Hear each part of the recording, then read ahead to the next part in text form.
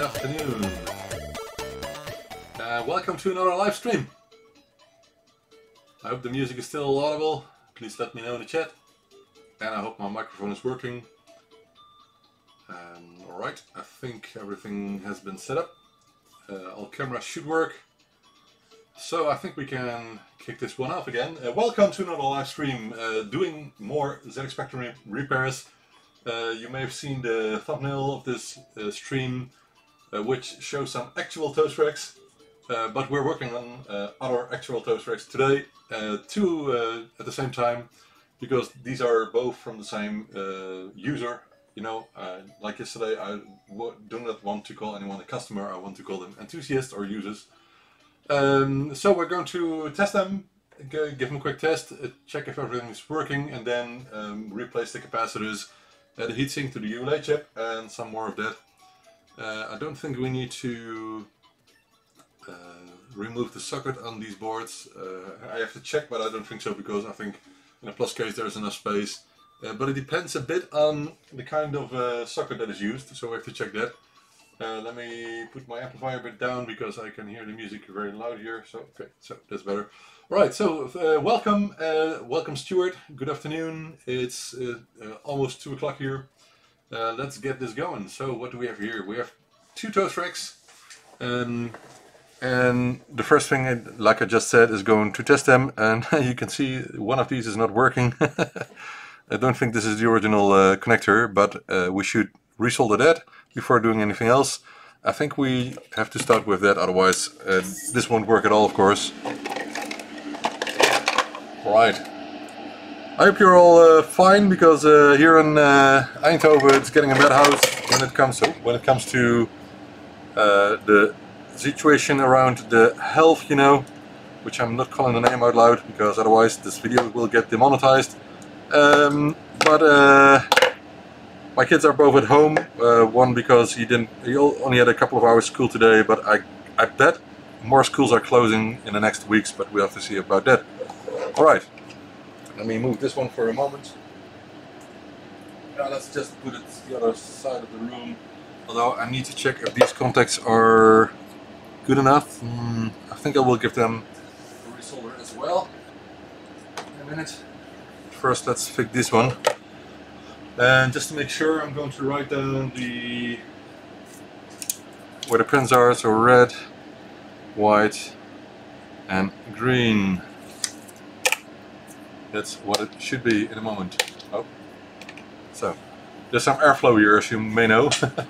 So I have to put something on the note, otherwise it will be blown away. And I hope you are blown away by this video.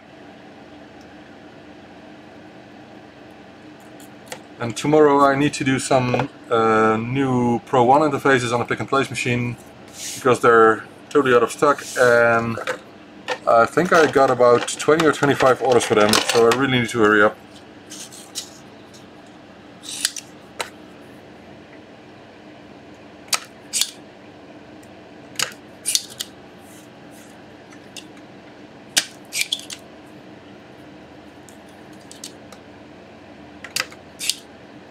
But you know, life, sometimes things do not go as planned, like people coming by and taking a couple of hours this morning. And because the kids are home, it's always a challenge to balance my time between work and the kids. So I made them dinner, and they're good to go now. This morning I finished the repairs we did live yesterday.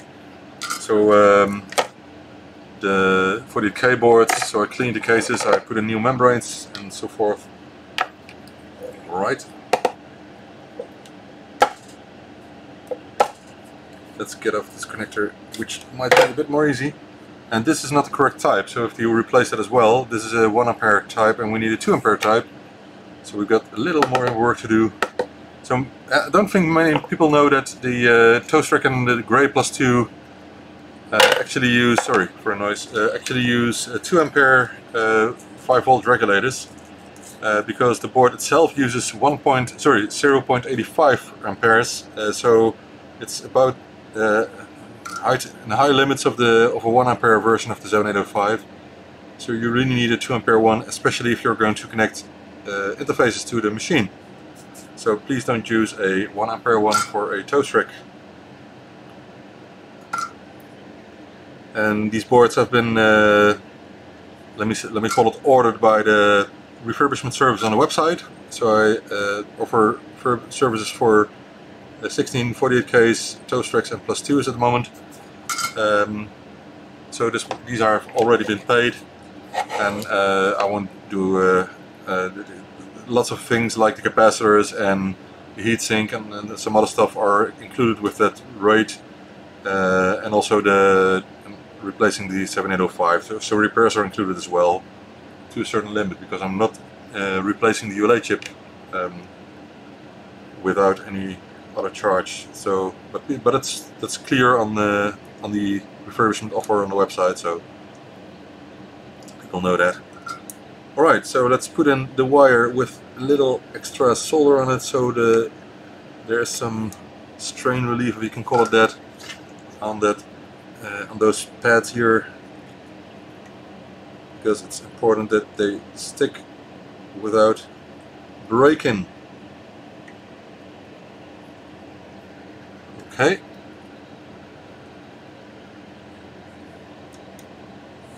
That's one. And I'm not using trigger power regulators.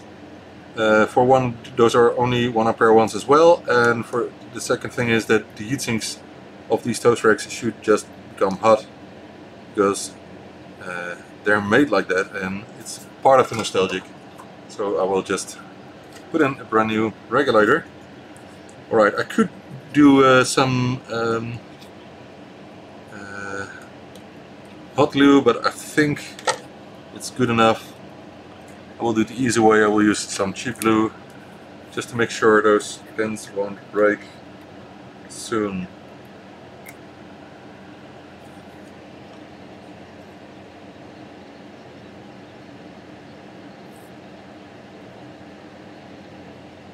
Oh, stop. Okay, that didn't went the way I wanted.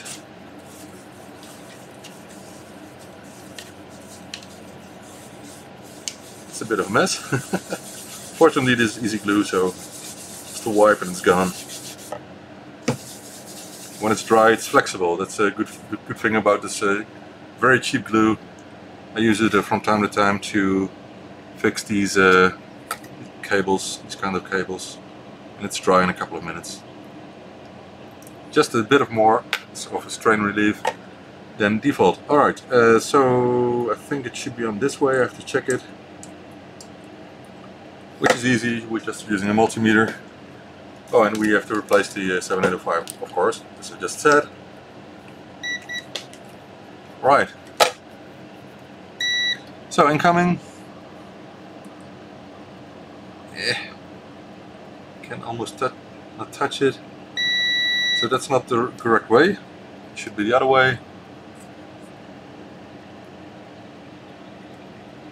Was it on that way? I can't remember. I have to check. Let me check. Well, it was on the green at the left side. Okay. This is the correct way. I'm certain. All right. Let me do another check, but I'm certain. Just wanted to show you. Okay. This is ground, and this is 5 volts. So let's check one of the logic chips here. Let's do this one, and that's 5 volts. Okay. Well, good. So next is going to replace it, and we know green is on the left. Let's get on the proper type. I really don't know why they put an isolation between the... Oh, it's a thermal pad. I know I can see it. It looks like isolation, but in this case it's a thermal pad between the 7805 and the... Oh, sorry, and the heatsink. That's not really needed, but I get the point.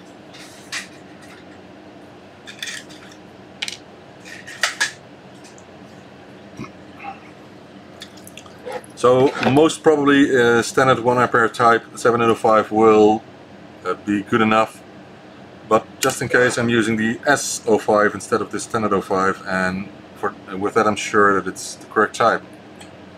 These are not the original screws that were on here, but it's no problem.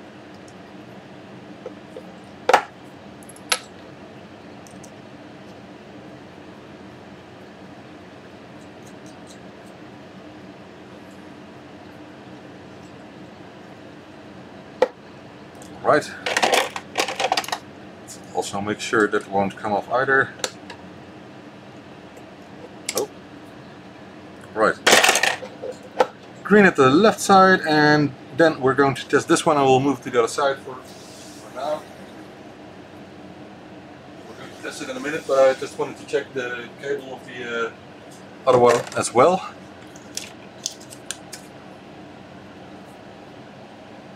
Hey Franco, you finally made it! Right. So I wonder about you guys. Are you working at home or at the office or something else? And if you don't want to tell me, please do not, because you never know who is watching. Maybe your boss is. So I'm just curious. Alright, so this looks fine. There's nothing wrong with this. I'm keeping it like this way. So I will do a quick test with these two boards.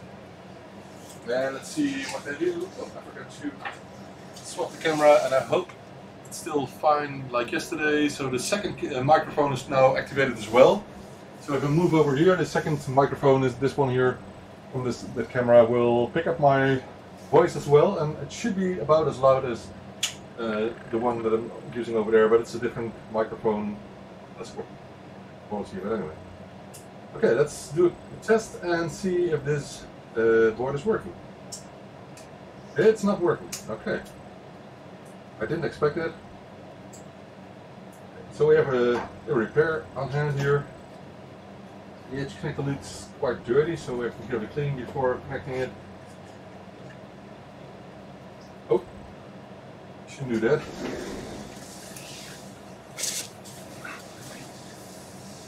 Cleaning some alcohol here. Sorry.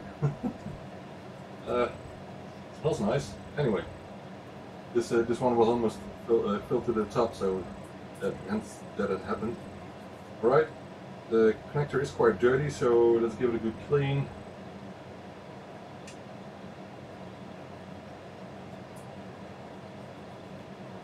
Right, that's better.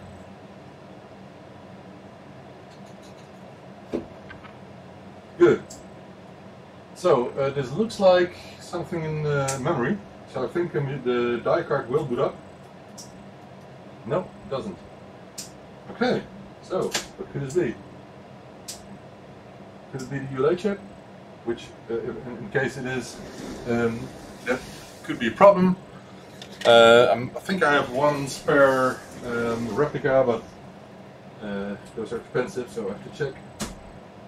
But for now I'm going to test one from my test boards here, or the different way around, of course, because you should never test a working ULA chip in a not verified machine. So do the other way around. So test your ULA chips in the board that's non-working instead of the other way, because the board could be killing ULA chips. You never know. Yes, let's do a quick notice. No ULA chip in here. And also be careful with ULA chips, because on the +2 it's the orientation is changed. Okay, so the ULA chip is fine. That's good. Nothing wrong with that. So in that case I suspect the Z80 CPU. And what else could it be? I'm not sure. The AY chip has been socketed, so we could pull it out and see if that makes a change. We could pull out the ROM for testing on a die card. That shouldn't be a problem. I think there is some activity, so let's do another check. See what happens. Do we have activity? Yeah, we have lots of activity, but we can see there's no DLN 0, there's no DLN 2, and there's no read signal. So it could be anything. So again, let me show you. So no D1, sorry, D0, D2, and no read. Because there's no read, I really suspect the Z80 CPU. But because the data lines are low, data line 0 and 2, that could be memory chips. But so for now it's hard to tell. The other lines are actually doing something, but there's no activity on reads and I/O, and so I really suspect the Z80 CPU in this case. Could still be some other causes for this, but first let's start with swapping the Z80 CPU and see if that will make a change. Nice, Franco. Did you finish successfully? I wonder, with that 6K.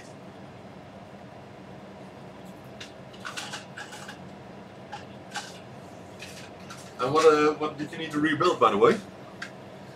Was it not working in bad shape or something? Oh, someone rewired the coil here. That's a first. Okay, it's fine, I think. It is interesting. It's the same wire as this one, so I wonder if that's not going to be a problem. But anyway. So the Z80. So there's another chip that could be a cause, which is this ZX8401, which is called the PCF 1306 on Amstrad models. That could be a cause, but the behavior make me think that it's the Z80 CPU. So we're going to start with that.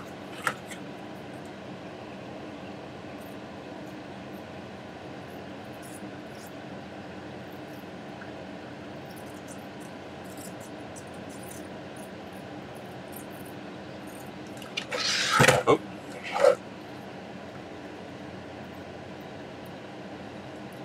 If there's not much activity, then it's either the ULA chip or the Z80 most of the time.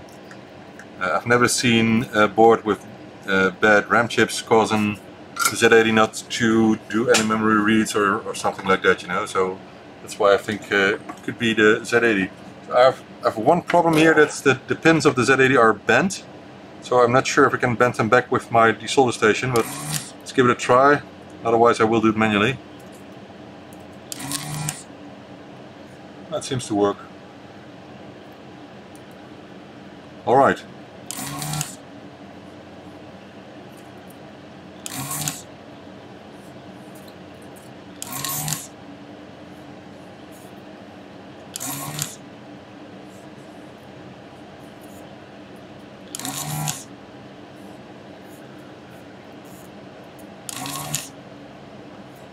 So far so good.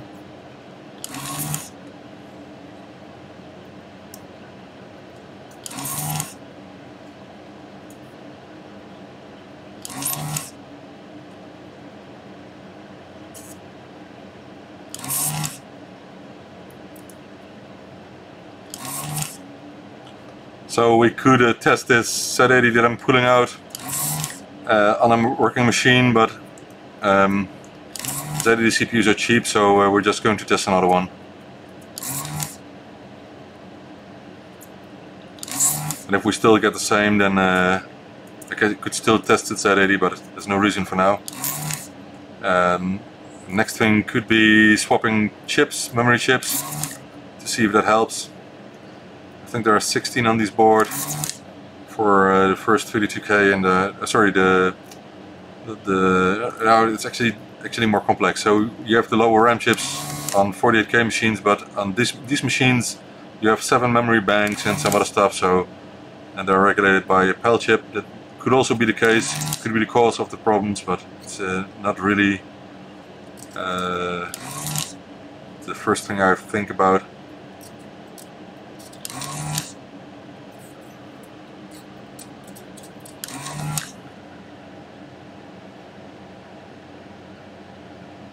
Oh, nice.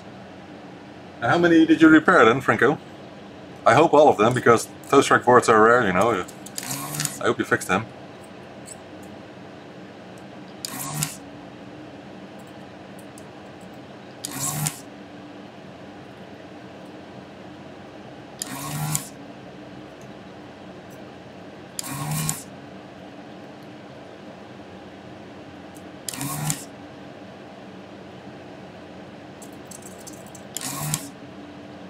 Almost done.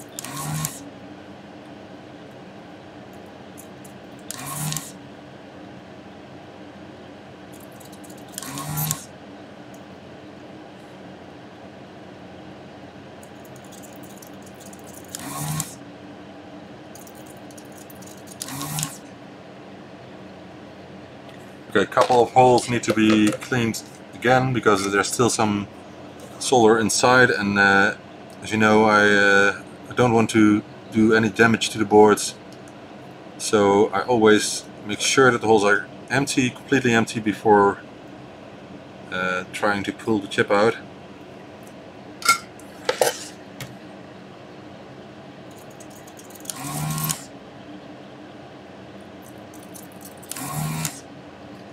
That's not good enough.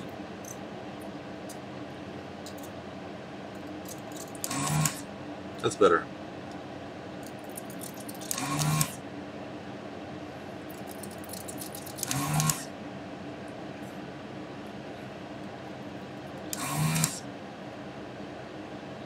It's a ground plane, so those need a bit of extra heat. Yes. Oh, not enough. Okay, this looks almost fine.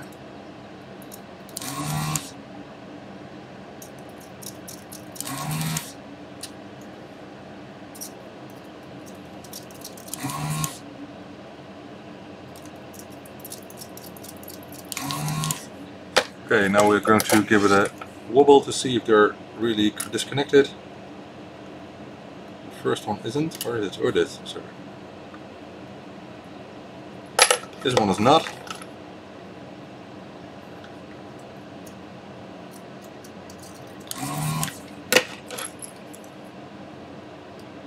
Yep. Yep.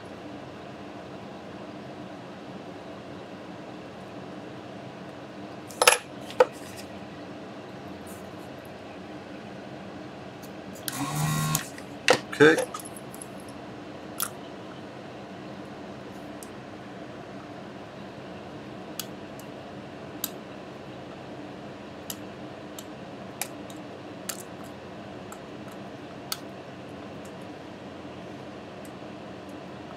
So from time to time you have these chips or sockets that don't want to come out easily. But instead of doing damage on the board, I just triple check to make sure that the pins are disconnected, so we can put it out without an issue. It's really better than just trying and see if you're not tearing any pads or tracks, because it saves time, and it's better to keep the board in one piece, you know. So hence I take all this care. Alright. So now again we're going to try to lift it using other parts on the board, and it's not coming out easily. So we're not pushing the board with the tip of the screwdriver, just lifting it using the momentum of the board, as I always say, and it seems to go just fine. But I'm checking all the pins when lifting it, so I won't do any damage. I think this is another perfect result. Yeah. So this is a 6K, and I have to admit I don't have had that many 6Ks to work on. If the board is working, that's no issue at all, otherwise I have to get the schematic, of course, but this one isn't working, so we might have to get the schematic. And the 6K is, there are some differences between a 6K and a 6U. I think I have lots of 6Us, but I might be mixing up the two names. But anyway, it doesn't matter, we just need to repair it. Okay. I think the holes were open, but no, okay, it fits.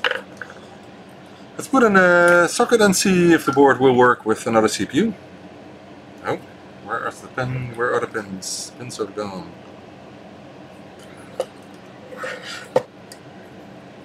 Come on.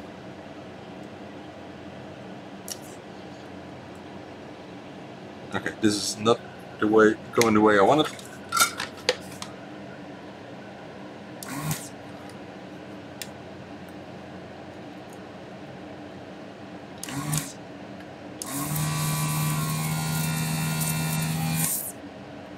Alright.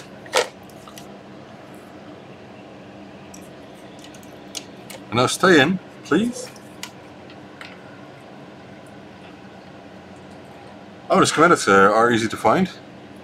On World of Spectrum, of course. There are schematics of the Toastrack. Why does it come out again? What the hell? So you should have checked World of Spectrum, Franco. Have you checked it? Under documentation.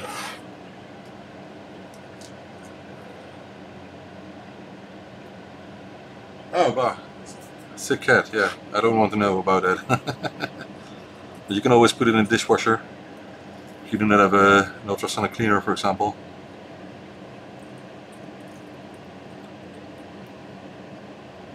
So the schematic is on the World of Spectrum, I'm certain of that.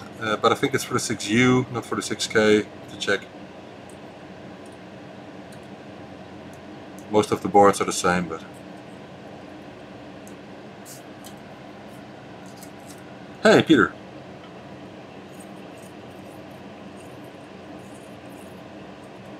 So I'm using the very thin 0.5mm solder wire here, hence I need a lot of length, as you can see, moving around like crazy. Alright. It looks great. I'm going to give it a clean later, but I first want to know if it works. Okay, not 6K. Okay, that's what I said. That could be the case, yeah. But again, 6K should be about the same. But I don't think I've seen many 6Ks. But all right, what do you think? Will it work or will it not? I'm not completely sure, so we have to do a test again. Let's see what happens.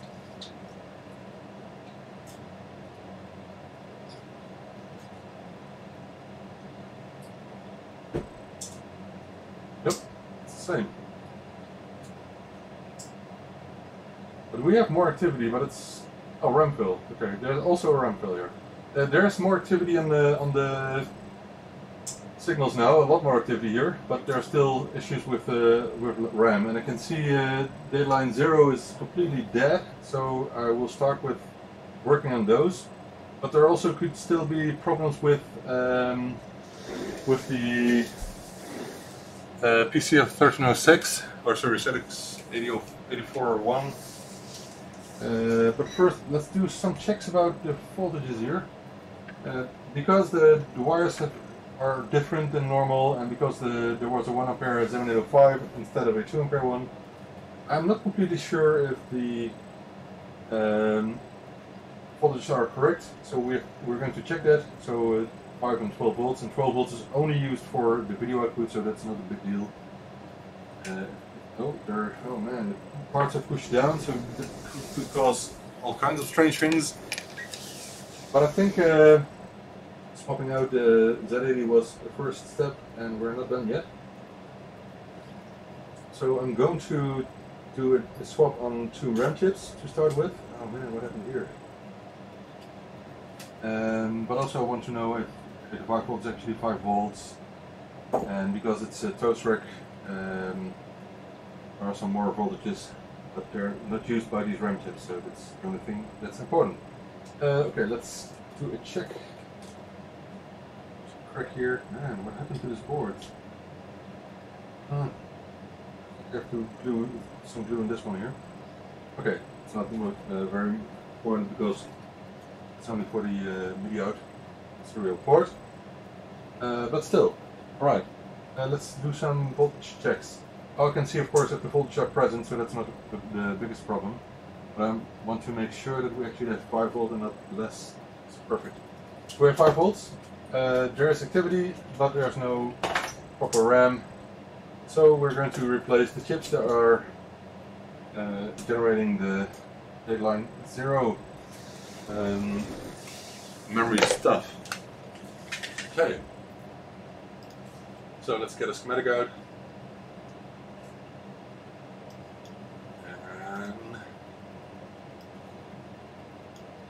Schematic. Where is it? Computers. ZX Spectrum 120K models, Toastracks, schematics digital. Right.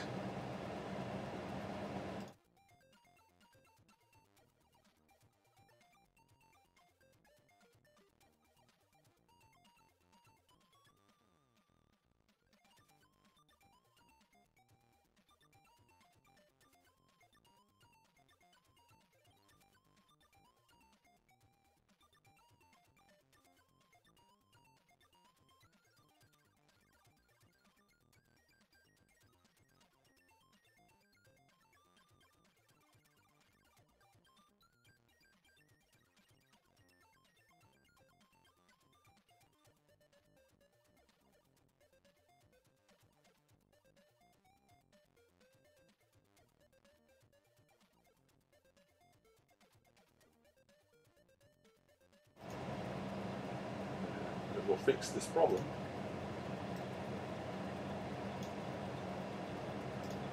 Alright. So, D6, oh sorry, IC6, which is this one here. So I'm going to mark it. This one is probably dead. Let's power on the soldering iron again, and let's see if we can find exactly the same chips. Yeah, I got a couple here. So I will use this one here. These are all tested. If they're on this mat, then they're tested. Exactly the same chip, same type, most probably another date code. Oh, almost the same, 84, okay, 8415. Let's get it out. So we're still not sure if it's this chip or something else. It could be ZX8004, but again that's also a custom chip and it's quite rare to find. It has been remade, but I don't think I have many spares of those in stock. So I might have to ask for a additional payment if one is defective, but not for RAM chips. If it's only RAM chips, then it's within the same price.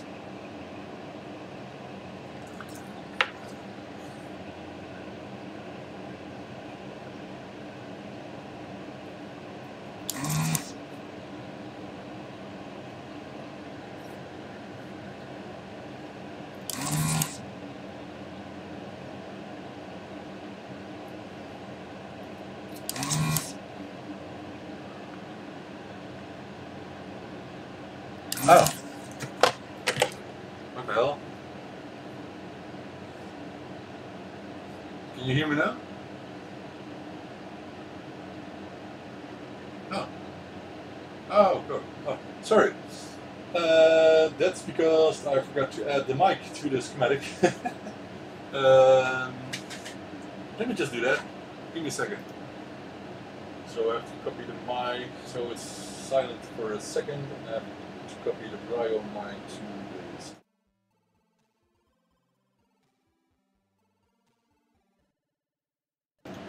And I should be audible again. Sorry for that. Totally right. Alright, let's continue. Thank you for your help with notifying me.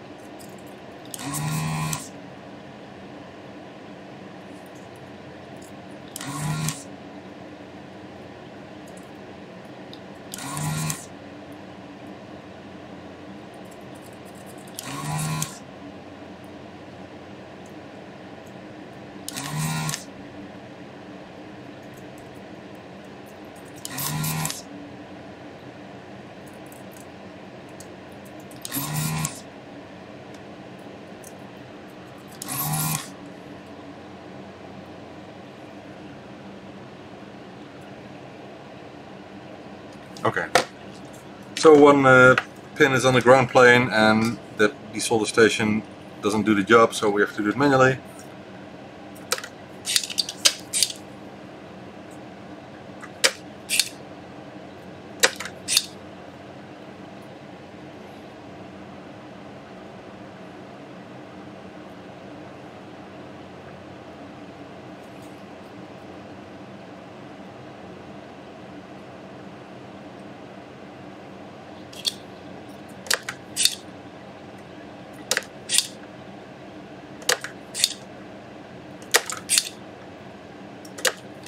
Ouch.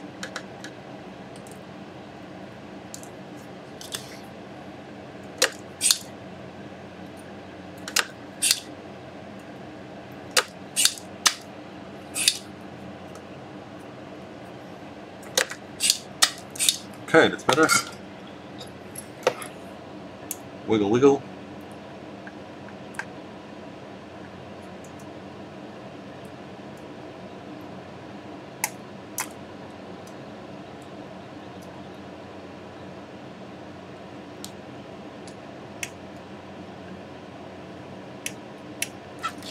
Okay, only one that needs to be redone.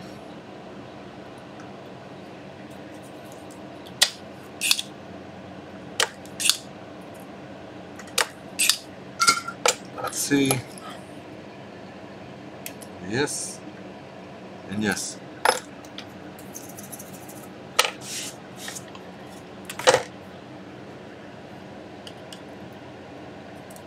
Perfect. So it's out, and I usually, if it's only memory errors, I would just solder in a working chip, but because there could be some other things going on this board, I really have to use a socket here.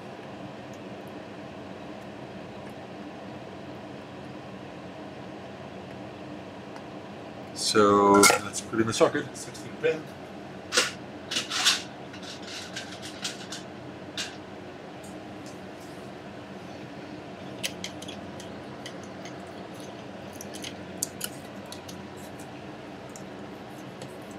I always try to make the board look as original as possible, but sometimes it would be bad just soldering in a chip when you don't know if it's only faults.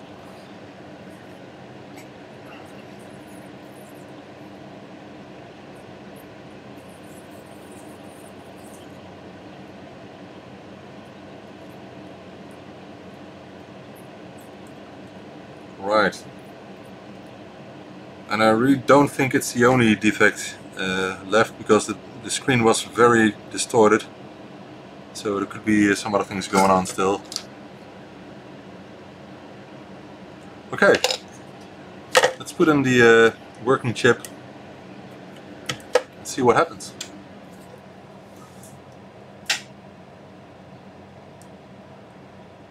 I'm fine, thank you.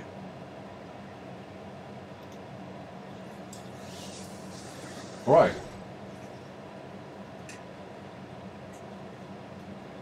So let's see if we got any improvement. So first, without diagnostic card.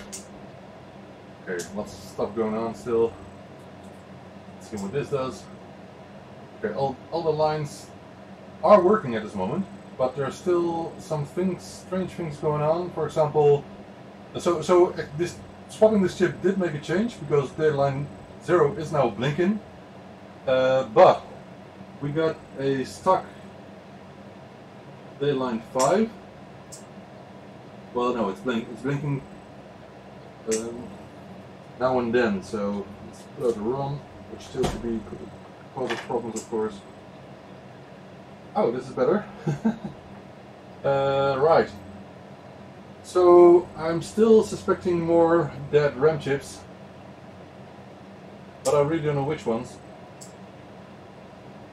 You can see there is actually something on here, and you can see there's at least one more line. I think data line 2. It's hard to see, but I can see it on the way the lines are shown on the screen. So data line, which one could it be? I think data line 2 or data line 1. Not sure. But we got at least more defects.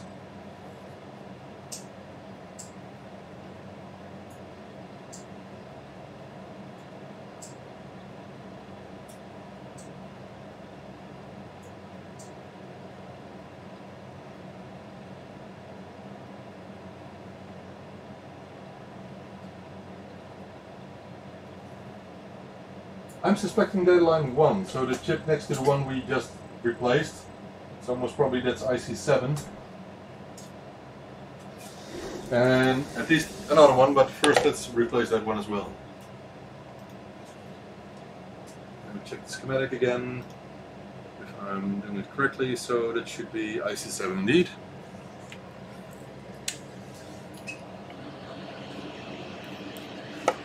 Oh, yeah, okay, so that one.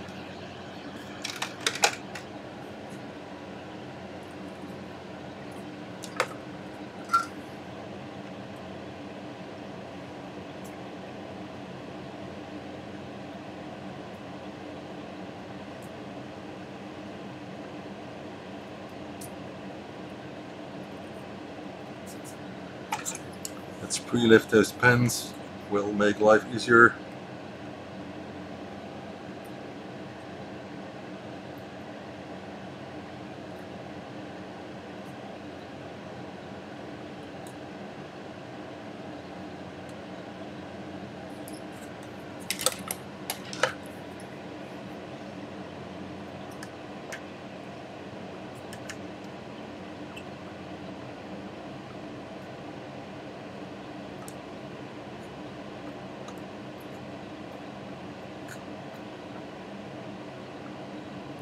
Right.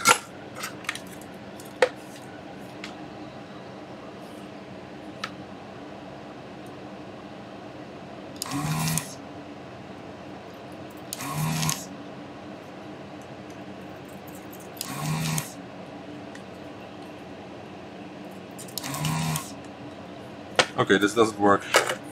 These chips are soldered in a way that I can't get them out with using the desolder station, so we're going to do that by hand. It's only 16 pins, so it's not a big deal.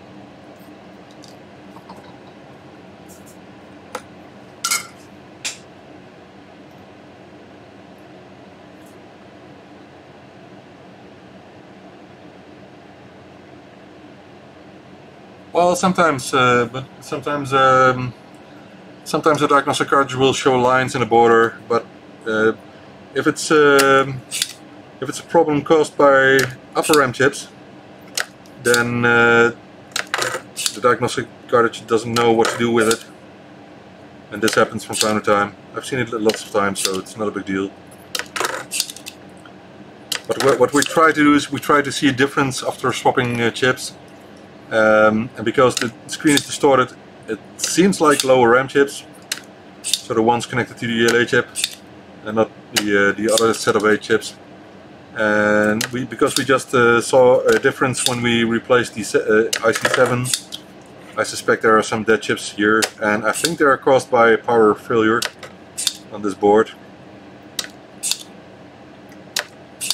So it's just trying to think in a logical way, you know.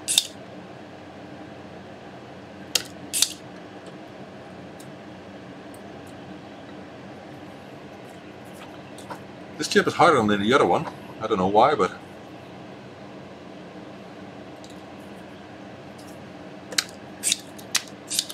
I think I'm going to use some solder wick now.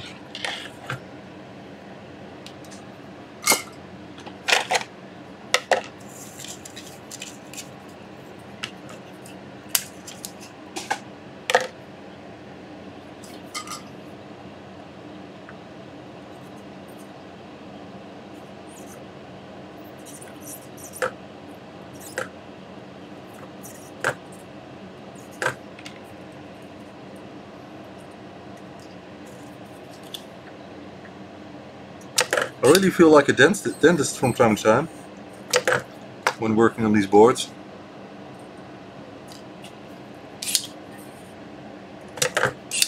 But I would not advise to use a leaded solder wire on in your mouth.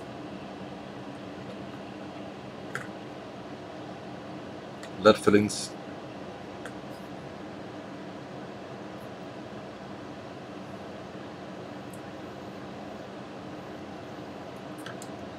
I think I heard some people like to chew on solder wire, but that's really unhealthy. Please don't do that. They say it tastes sweet, which is indeed lead, because lead is tastes a bit sweet, but don't do that. Alright, so the chip is almost out, but I put my tool this way. Right, second one out.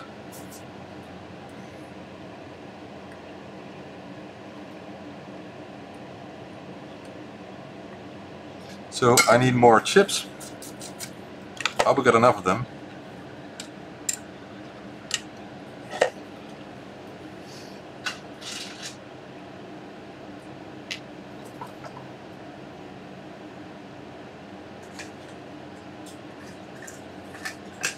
I got more, but not unlimited numbers, so I hope only a couple of chips are defective.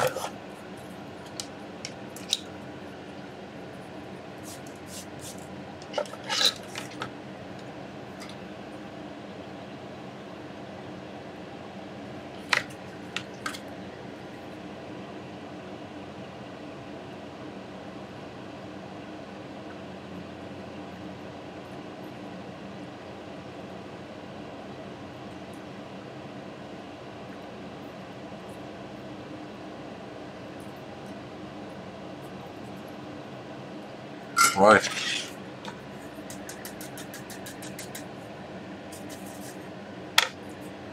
I'm going to do a thorough cleaning later on, but for now I just want to make sure the board is working. So this is the second chip. Let's put one in.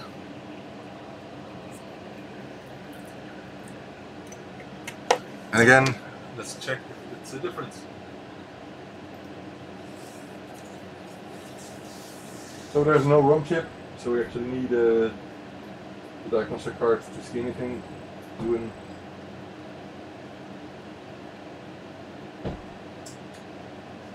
Okay.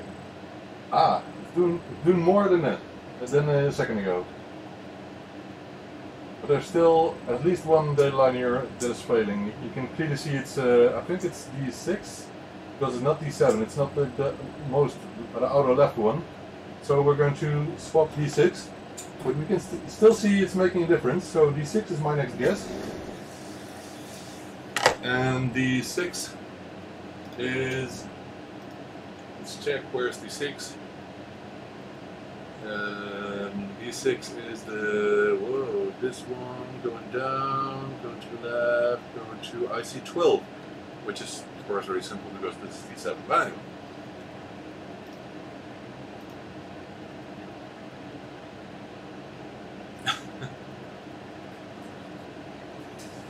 The wire stripping with your Chief shouldn't be too much of a problem. But I have some tools for that as well. So, alright, so that chip, we're going to get it out as well by hand, not using the solder tools because they suck. They do suck. My desolder station sucks a lot.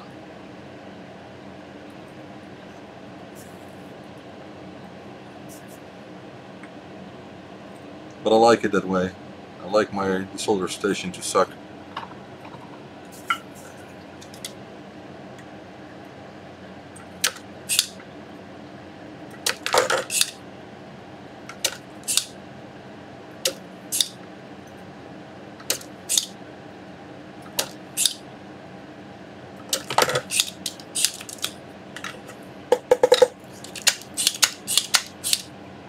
"40 years, okay, that's a long time."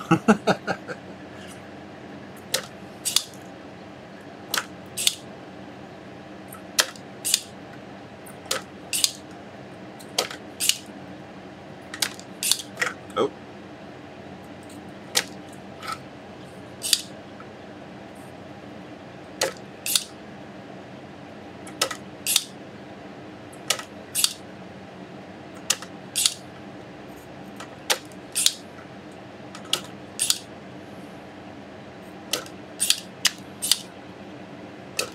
Alright, now let's lift those pins.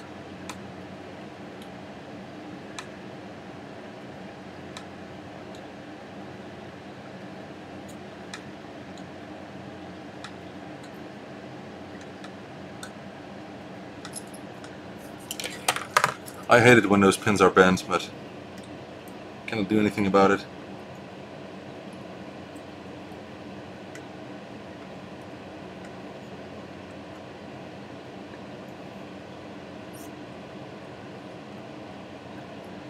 Alright, you can see I need to redo a couple, at least.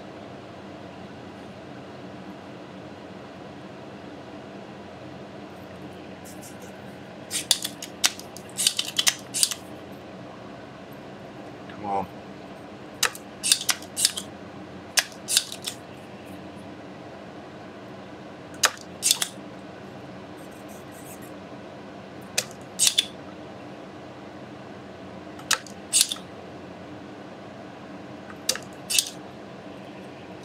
Oh, those ground pins. That's enough. Okay.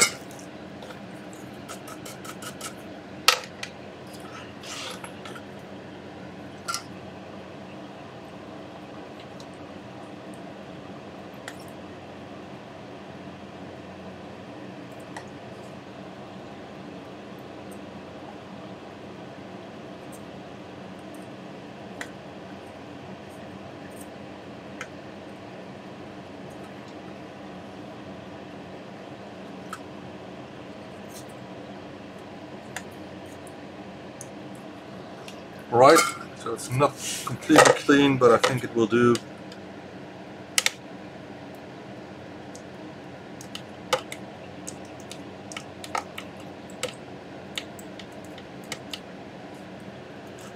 So never just pull, but really pay attention when you're wiggling it.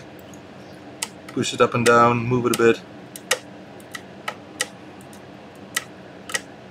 And finally it will just give up without any damage.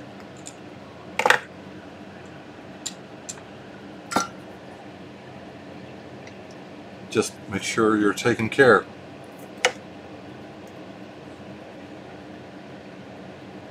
Right.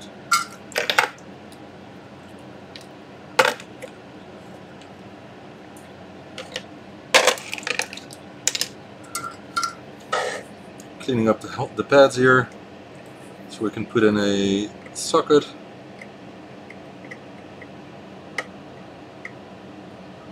Nice. Let's grab it on the socket here.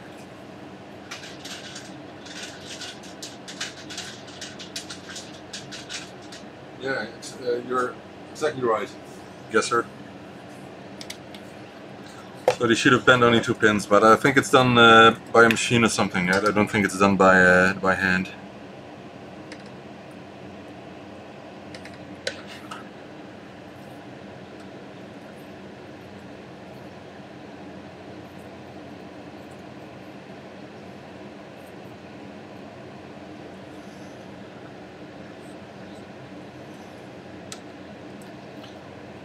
Wouldn't be the first time to see that all the chips need to be replaced, but we'll see.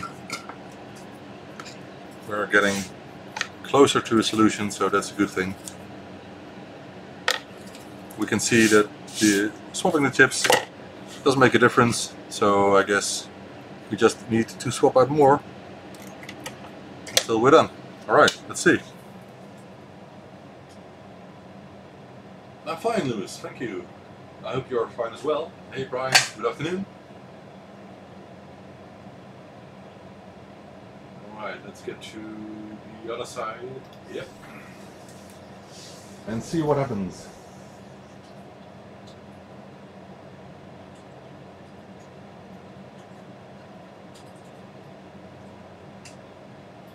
Oh. Alright. This is worse than it's gonna go.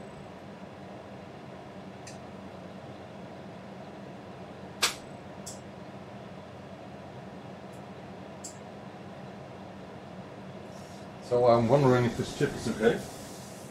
It should be, but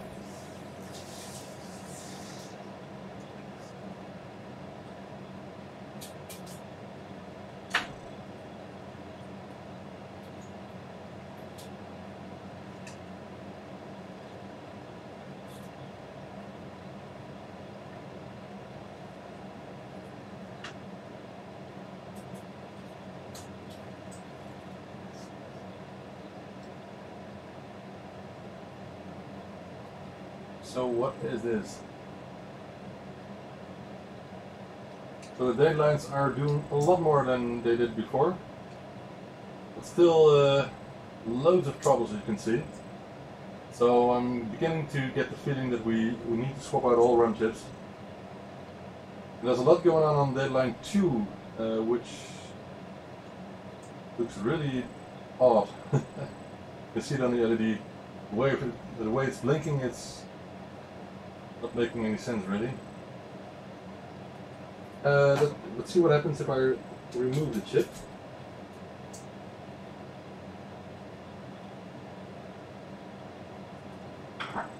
So we did get a better result when we had the old chip in. Let's see if what happens when we put the old chip in, because this is kind of odd.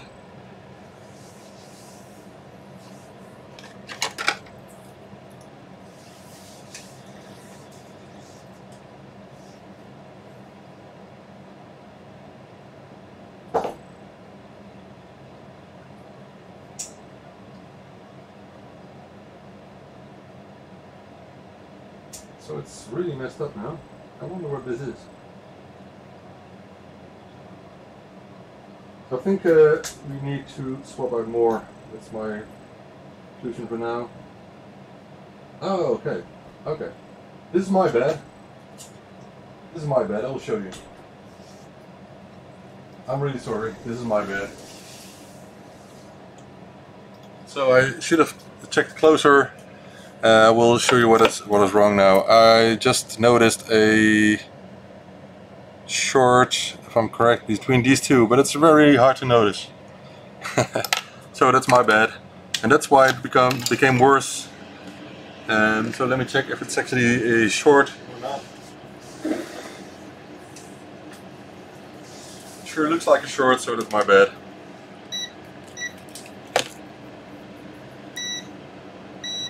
Yeah. Okay, glad I find it. I would have gone mad if I didn't find it.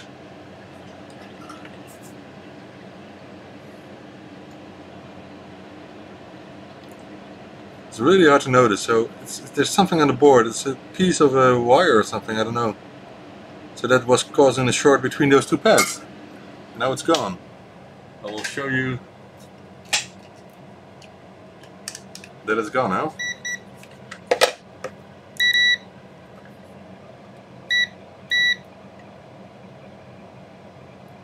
No more short. Right. Okay.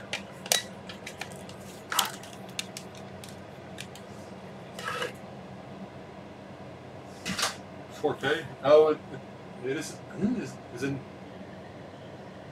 Oh, you're right. Why is the camera doing this? I keep changing settings. You know. Oh man, it's frustrating software. Okay, you're totally right. I will set it to manual focus. The thing is, if I if I need to check this all the time, then I will get completely mad. Okay, this is better. So I can move my hand here, and it shouldn't focus on my hand now. It just keeps the board in focus, but this is a good manual focus. Yeah, it's a Logitech software. It keeps resetting the changes. I don't know why.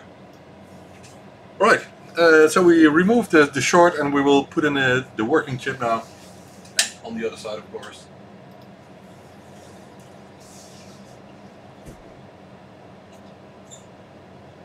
I'm happy that I have good eyes.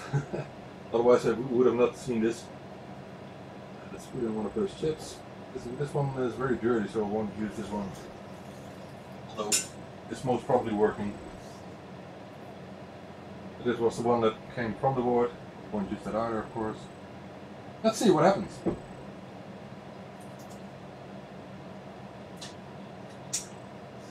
Right. We got more of a result, but it's still a RAM fading, and I think it's the upper RAM as well. But anyway, we can still see there's one data line here messing it up a lot, quite a lot. It could be one of the upper RAM chips, because this seems to be data line 6 and 7, which are flickering in a way that is not normal. So what I could do is just pull out those chips before putting in any other ones, but an upper end then, as I just said. So 6 and 7, and maybe it's hard to tell. That could be data line 2, which I haven't replaced yet. So that could also be one of these chips as well. I'm really doubting about this. So I think we need to replace all the lower RAM chips. That's what it's getting towards. So I think we just have to do that and then use other chips, because I don't have enough of these same neck chips. Let's just do that. And it's a pity, but it happens, you know. So let's work on that, and it will take about 10 minutes. And then we can test it out again. And I think more chips are dead, and upper RAM as well. So this is quite certainly a 5-volt defect that caused a lot of damage on other chips as well. So we have to see what is still working and what not. But I guess there are more defects in upper RAM. But let's check lower RAM first, because if lower RAM is working, then the diagnostic cartridge can easily show us which upper RAM chips are defective. So that would be a good way of doing this. I will start with the chip responsible for deadline 2, which is this one, sorry. This is deadline 2, am I right? Let me check. Yeah, so this one is deadline 2. Let's start with that. And I also am suspecting deadline 5, so I want to start with those two. I will do another test in between, but I think all the chips are dead.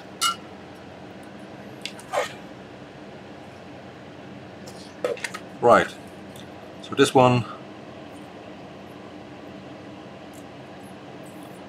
and this one.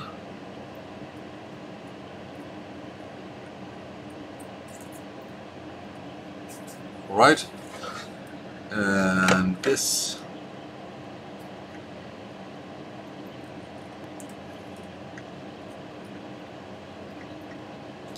Okay, now let's get those pins straight first. I think it's more easy.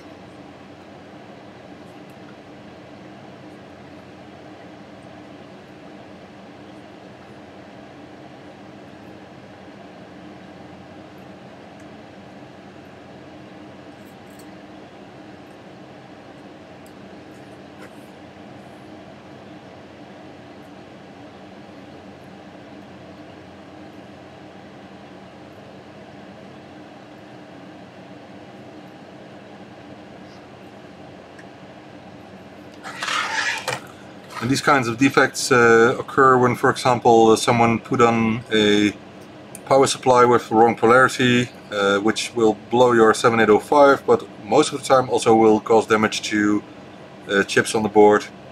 I've seen it more often. So I think that's what happened on this board. So we also already saw that someone replaced 7805, so I think that's what happened. And the person who was working that most probably gave up and just thought, well, I have to find someone else doing it, so hence I'm doing it. That's my best guess. It's no problem. It's just what the work we offer. So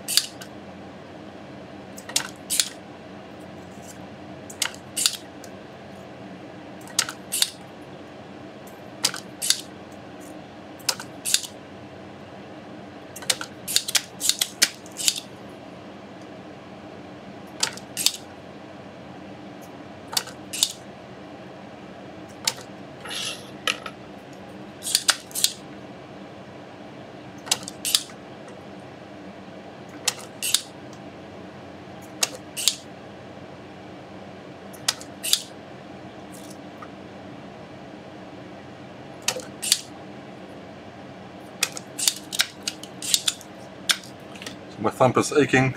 I have to wait for a second. Let's use some weakness in the meantime.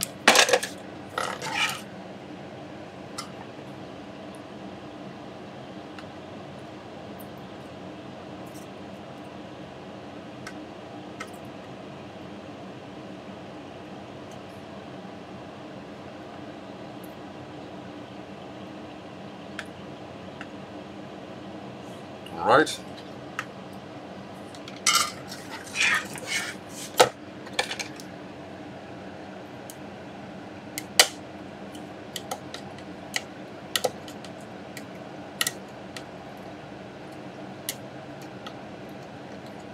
Yep.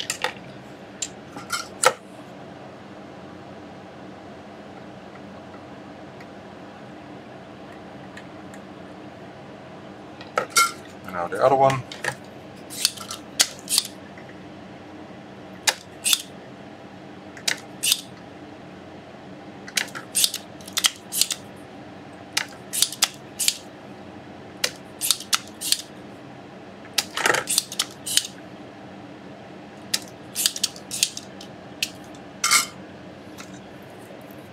It's clogged up.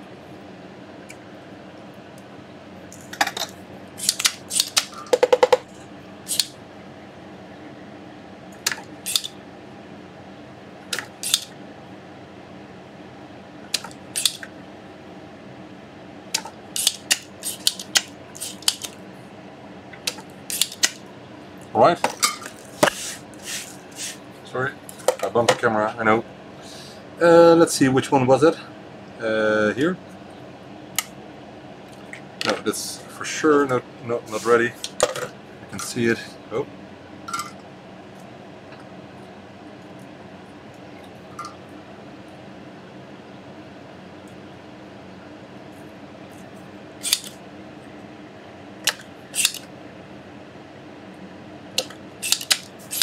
See if it's better now.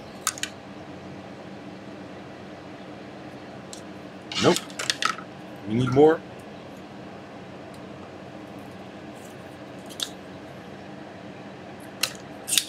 Now it's clean.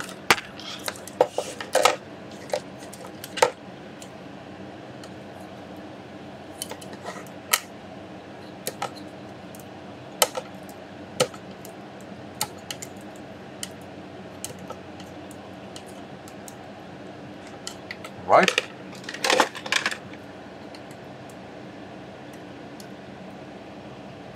Another one out. No track damage. Perfect.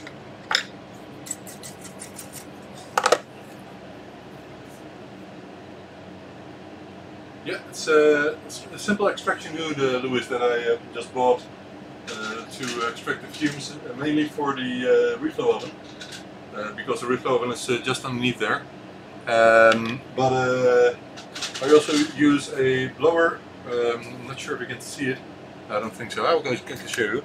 So I'm using this blower here, so it blows air that way, and I'm using that extraction hood here. But there's a cable connected to it at the back there, which goes to the extraction hood on top. So that's what you're hearing. So I also the air must go out, of course. So I usually have a window open, but because it's very windy, was closed, but I'm opening one window now. And I want to get more of a permanent way of doing that. So, for example, something going through the roof instead of opening a window, but that's for later. Alright, so you can see I picked some more sockets because I think there are more chips dead, but we're going to find out very soon. Let's first do these two because these are suspected to be bad, and still could be only these ones, you never know. That's not likely. At least we can see differences, so we know that these chips were not working. I will keep them, we can test them later if we want to. I have to do some cleaning with alcohol in a minute because the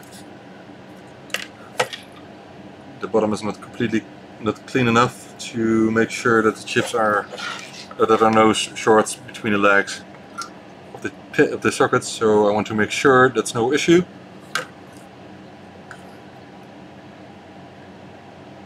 Yeah, automated production indeed. Cool.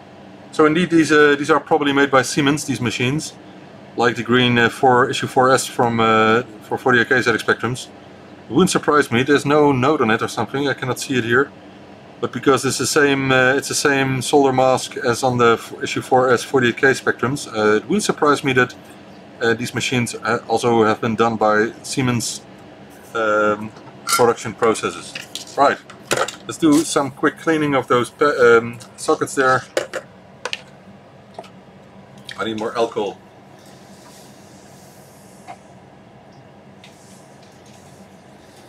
We're just going to use the other can. I have more, but for now this is good enough.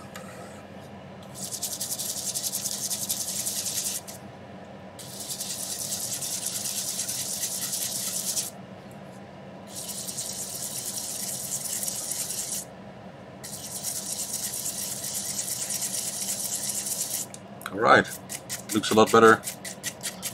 It smells great.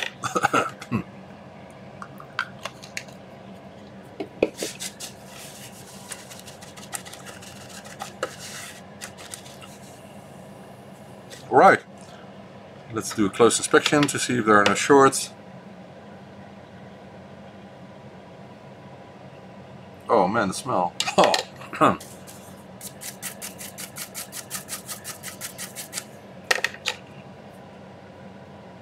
It's totally clean. Looks quite nice. Sorry for the bump again. I should stop bumping, but it's because the camera is quite close to the work desk here, so let's move it a bit. Hope it's better. Shouldn't be able to bump it that easily now. Right, more chips. So I only got one left then after this one, and I guess it won't be the last one, so we have to use other chips, but let's do a quick test in between.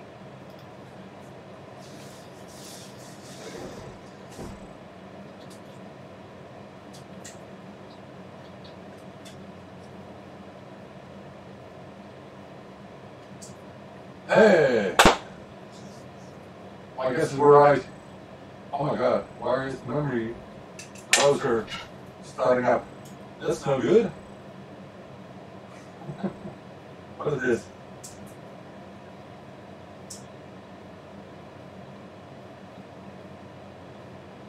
Okay, it seems to be one time, we have to check.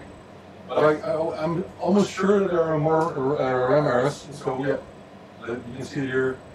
Oh, there's no ROM, of course. We pull out ROM, let's put back the ROM in, because then we can continue this test. And I think we have to swap the ROM socket out because it's dirty. We'll do that later on.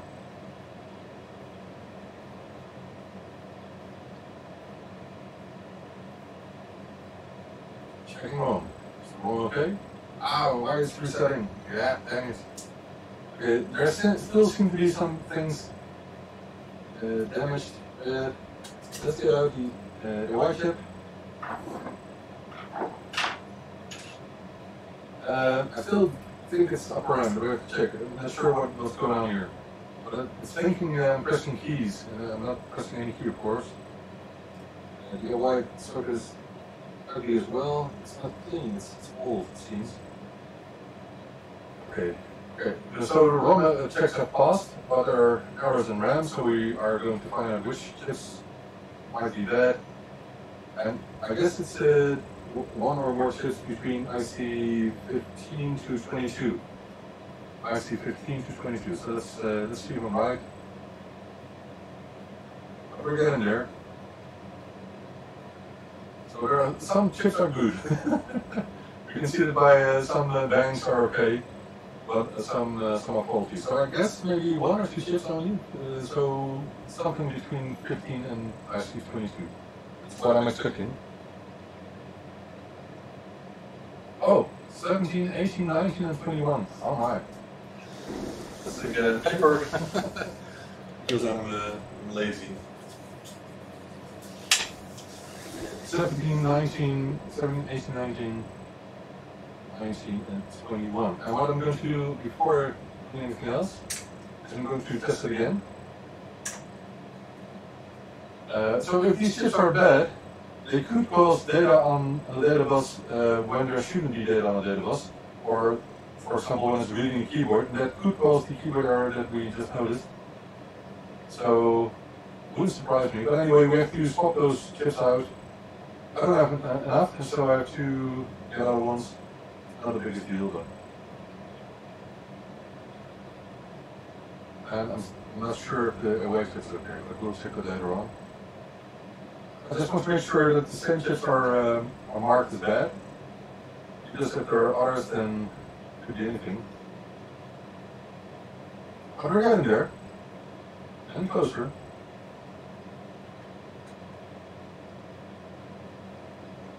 Wish there were the same chips, but I don't think so. This looks as exactly the same test results in the 17, 18, 19 and 21. So I guess we just need to swap out those chips. Thank you, Brandon, for this awesome diagnostic software. We really need stuff like this to make it easy for us, or easier, at least. Okay, Let me just ask my wife for a cup of tea in the meantime, because I'm thirsty and I don't like drinking any tea. Oh, you cannot see what I'm doing here. Now you can.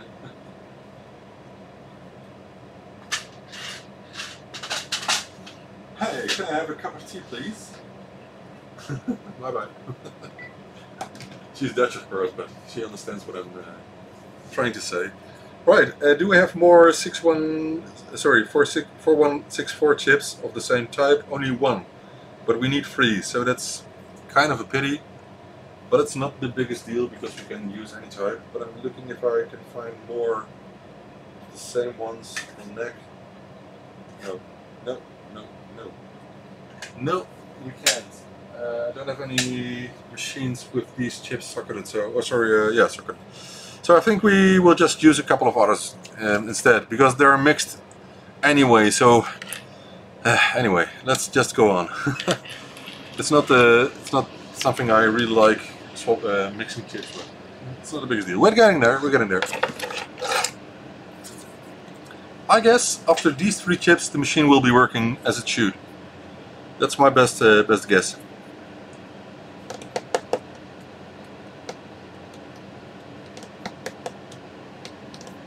I'm heating up the iron. So 17, 18, 19 and 21. So 21, 17, 18, 19. Okay, they're all on the bottom, so that's easy. Wait, leave my pencil.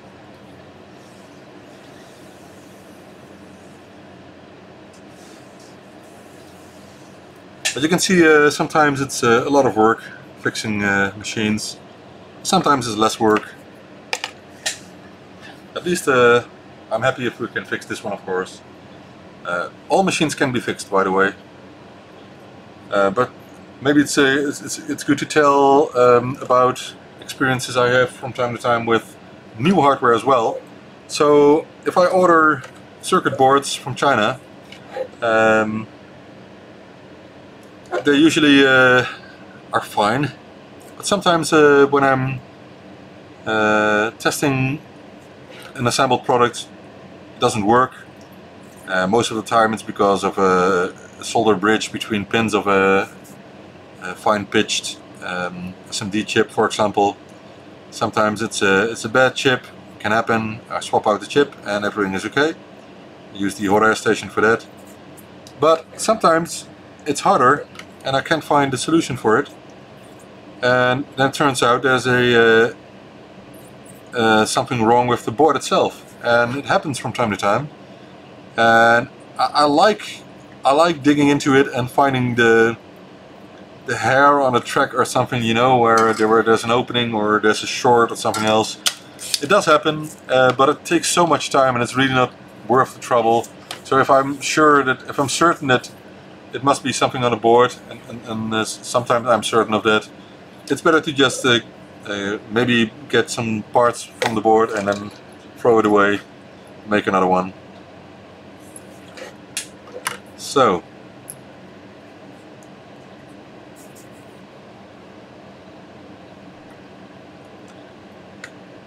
I guess this board will be working after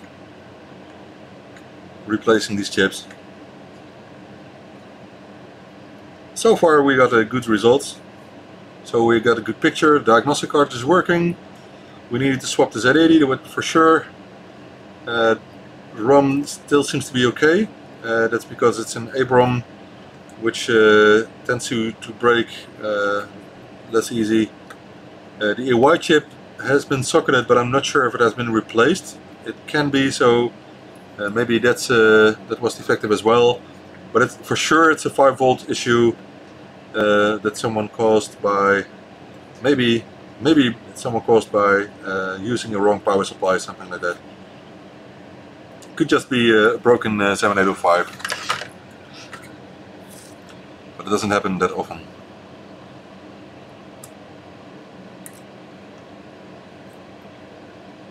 It's a pity that this doesn't go any quicker than this way.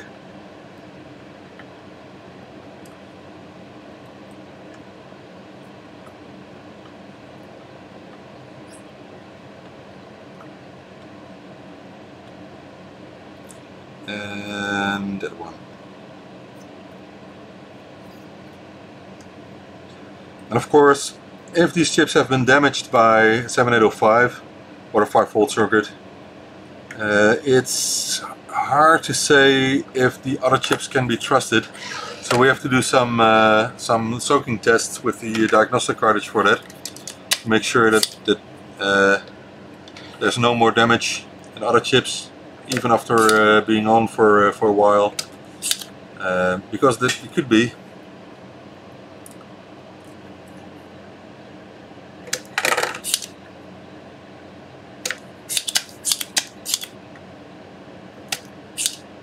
So I think I will use the desolder station, because we have so many pins to get desoldered.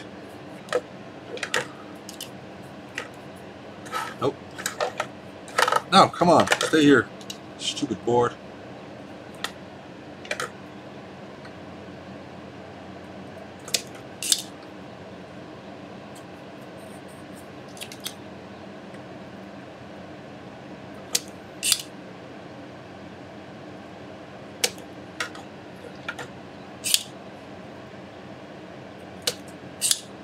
So I'm doing the power pins, and then we'll get to the desolder station.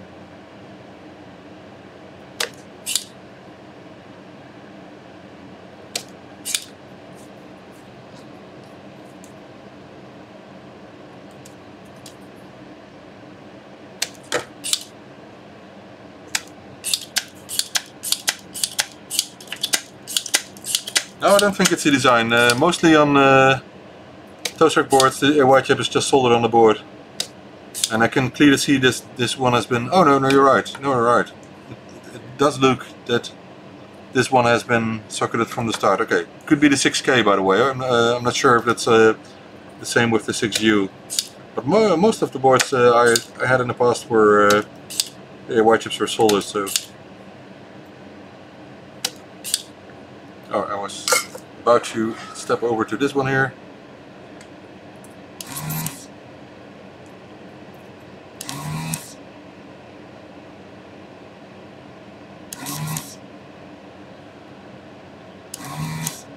Ah, I hate this tool. Stupid thing.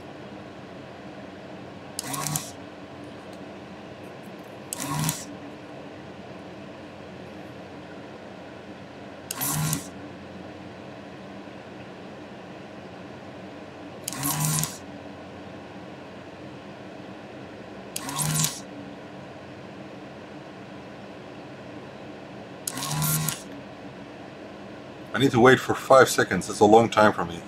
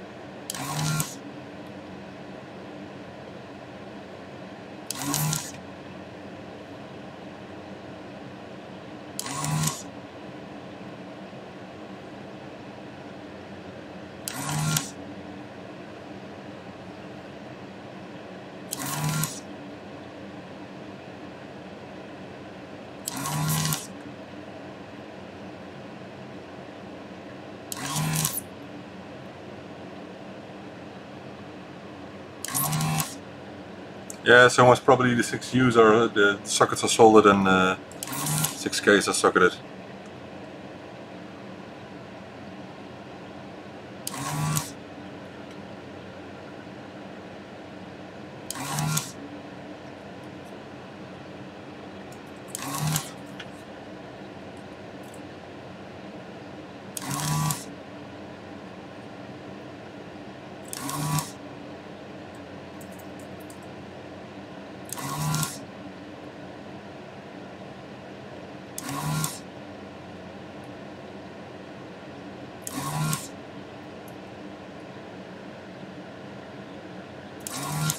Right.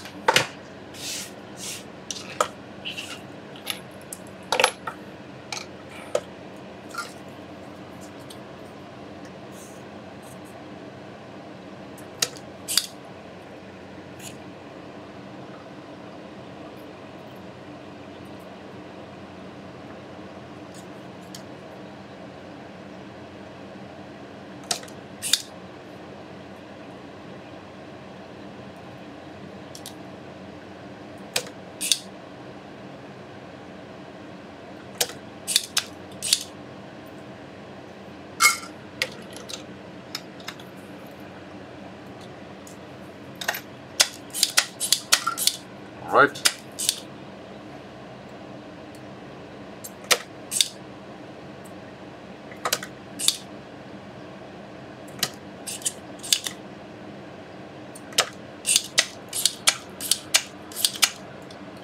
Looks quite good. We had another one. Which one was that? 21.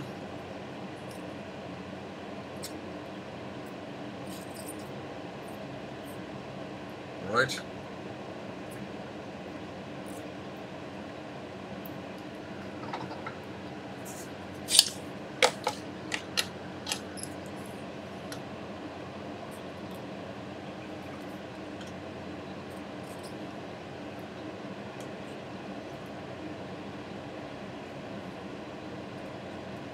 So tomorrow I'm going to do Pro 1 interfaces, and next will be the diode cards.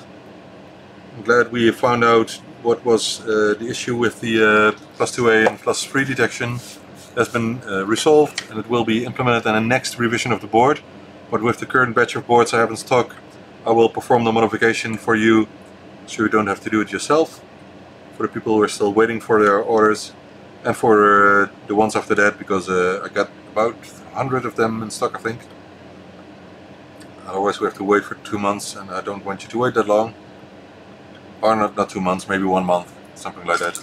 Because the factories are open again in China, so that's not the issue. But with new designs that will take longer, because first I have to make sure that the new design that Steve Smith has done is okay before shipping that out. So that's the reason why it can take up to 2 months for the next revision to be ready.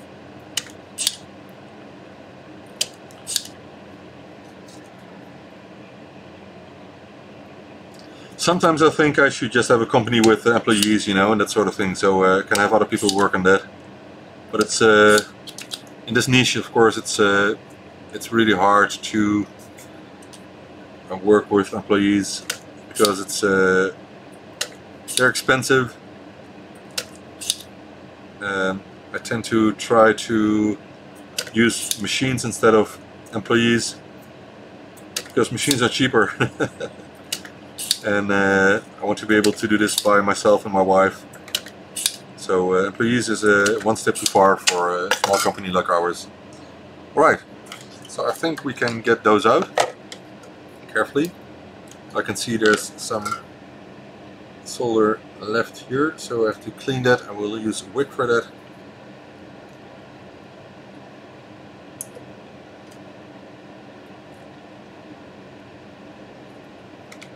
I think it's good enough. Yep. Alright, carefully checking. I don't want any damaged tracks.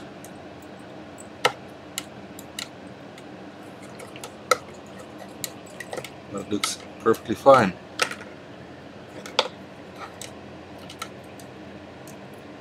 Yeah. One more. So we did a lot of them already.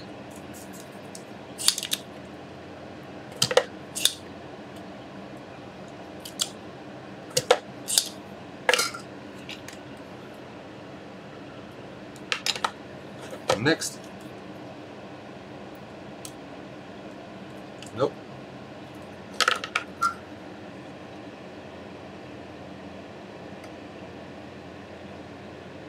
Come on.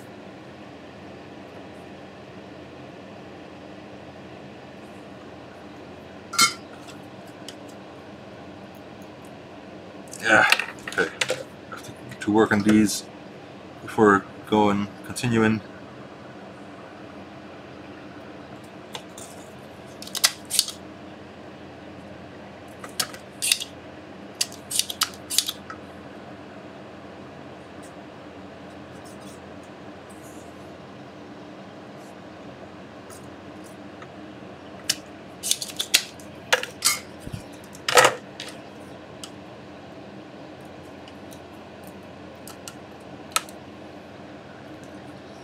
No, we'll have to make sure the holes are open good enough. And I'm trying to hurry, but I shouldn't.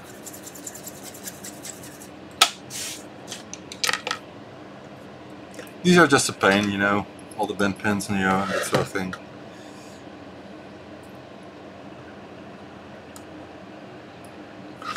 Right, let's use some solder wick.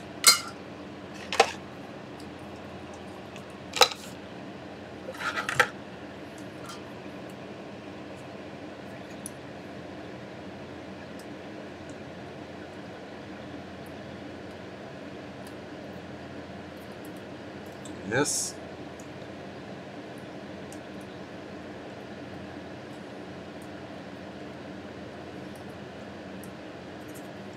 Okay.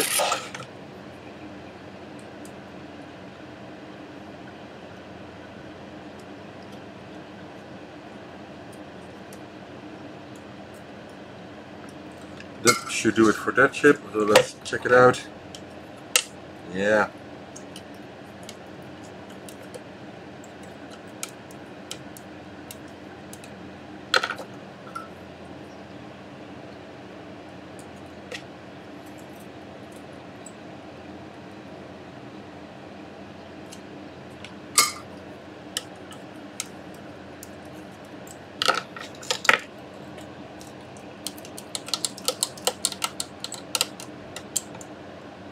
Alright, no damage.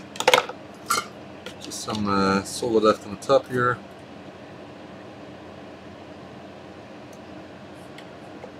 Yep.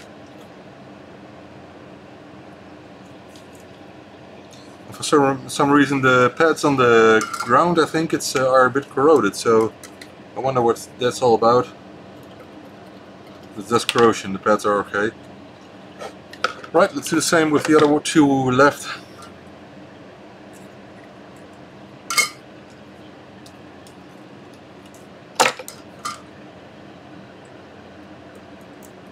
I'm getting a bit impatient, so might you, so I don't blame you if you are.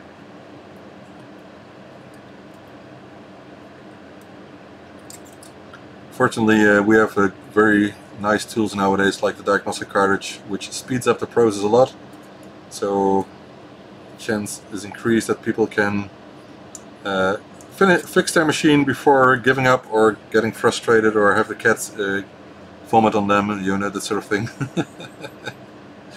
We don't have cats, so it would surprise me if that would happen here, but it happens.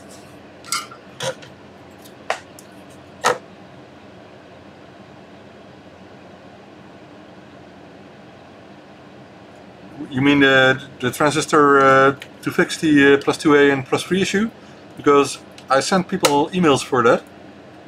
So if you ordered the die card from me, then you should have gotten an email from me a couple of days ago. Let me know, Franco, if you didn't.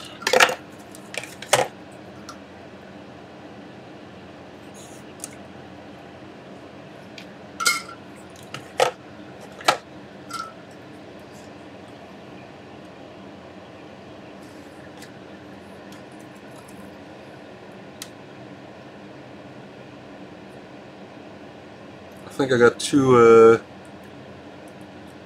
non-delivered notifications, so but not from you, I think.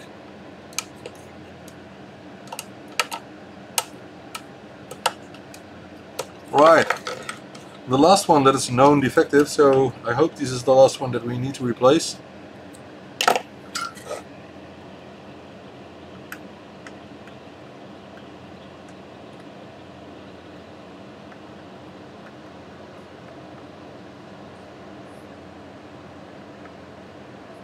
Cool. So once we put in sockets here, we will clean the bottom of as well, like we did with the other sockets.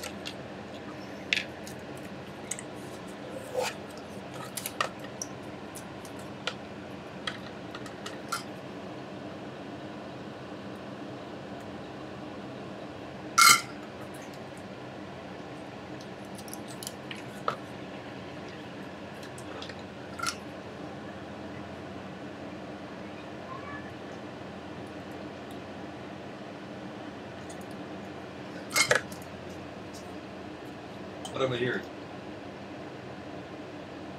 Okay, it's not the music I was playing, but it's. Let me check. Otherwise, I get demonetized by playing the wrong music. I have to check for better music. Okay, let me check. Just a second, guys. I'll put on some other music in the background. Where? So long one. Let's play this one maybe. I'm not sure how long it is.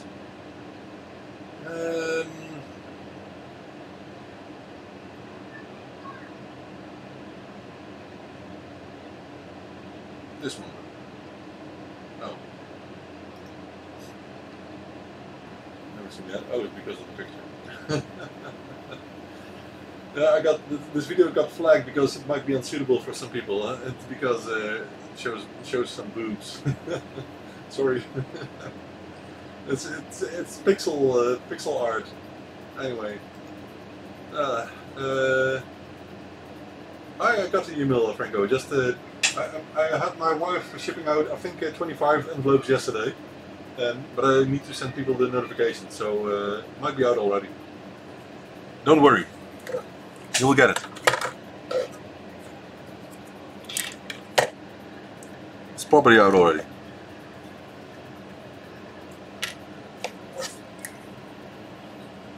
But I just got so many things to do that sometimes I'm lagging behind with things like email, and I'm still catching up, but it's really an ongoing process. It's not something I can do in a day. And I got interrupted so many times a day, not by you guys, but by life. So we just need to go on. And hence this is not the most professional YouTube channel, so you know, I wish I had the environment for that. Alright.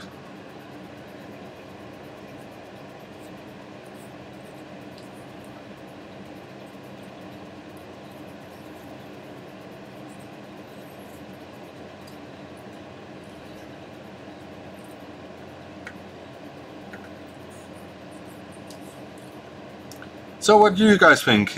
Will the board be working again after replacing these chips? Or is there more to be done? I won't say what I think, but I wonder what you think. How big is the chance that the board is completely fine now? What do you think? Tell me. I'm really curious.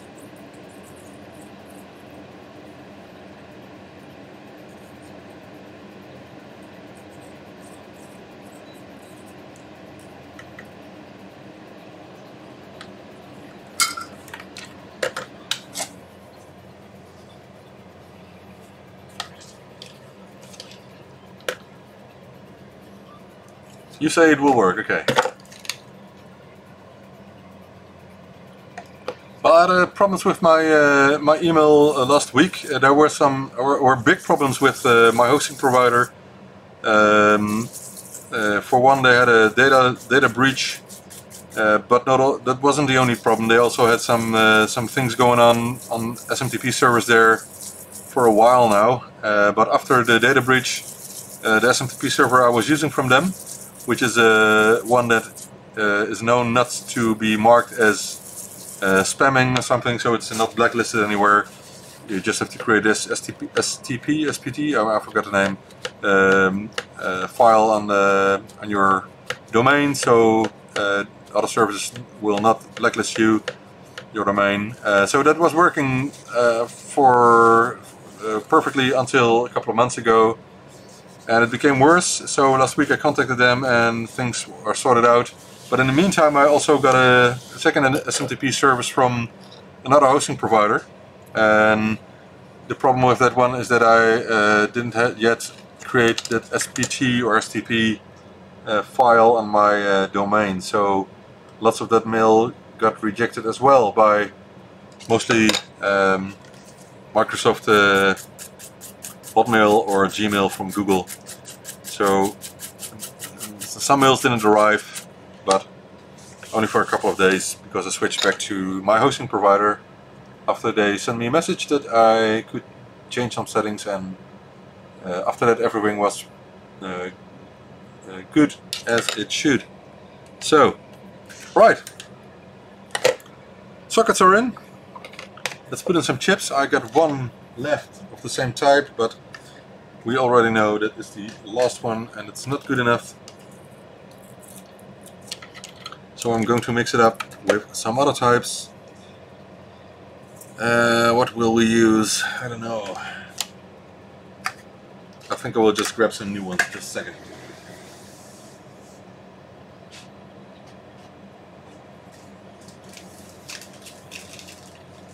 Oh, the records that you have to put on your domain in some file to not have your domain emails blacklisted. STP or something like that. I'm not sure. Check the name. Forgot. It's because I'm lazy. Alright, 1, 2, 3. And it looks ugly. But anyway, just should work, you know? Let's get to the test corner.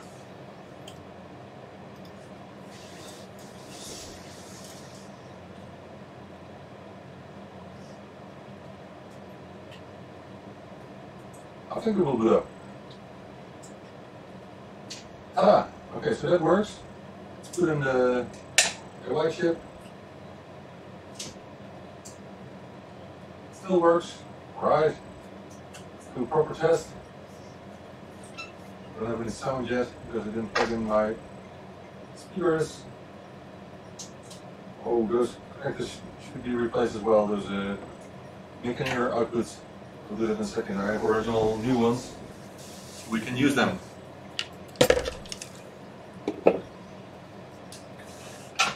Right, so the board seems to be completely working now.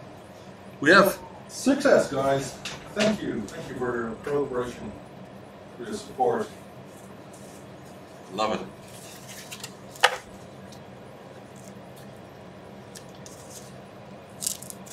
We'll put all the dead chips on some mat so the owner can see what we replaced.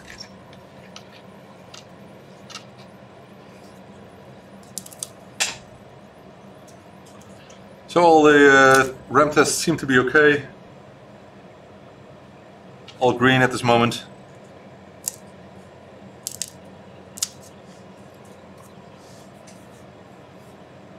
Which game, Mark? Alright, so all tests are passed. Perfect. I like this. So we have to do some more replacements of these connectors here, but we'll do that in a second.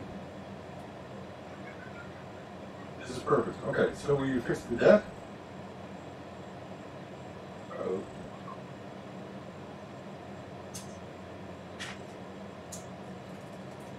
Let's put on something so we can have some audio.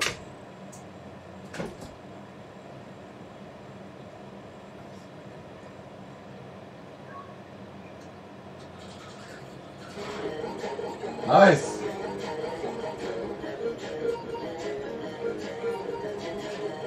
Very nice. Okay, so that's done.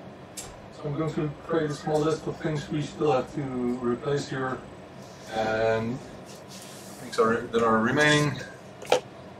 So in the meantime well, Mark, you know, you're joking, right? I work at home.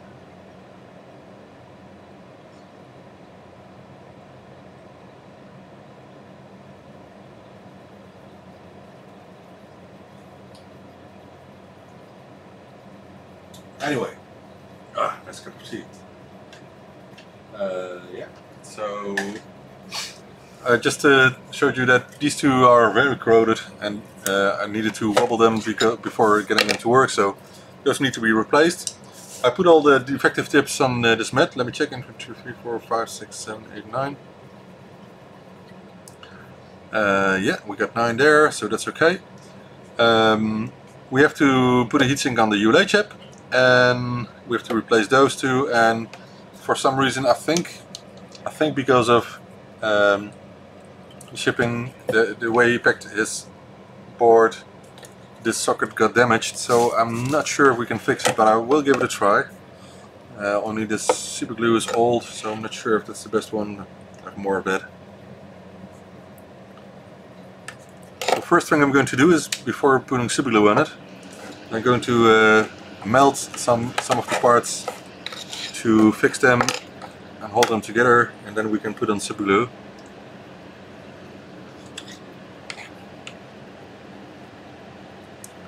Let's see if we can save this socket. It's a campaign, save the socket.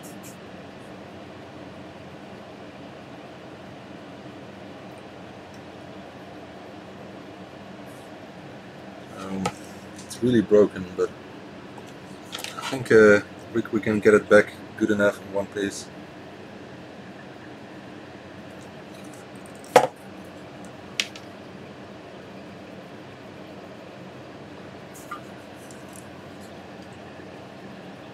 It's already a lot better. Let me check what else is broken here.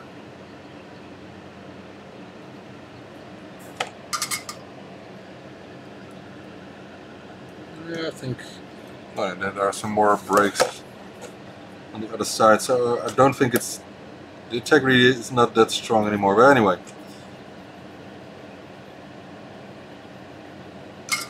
I'll put on some glue and hope it's good enough. And then we will paste those two. I've got new ones here.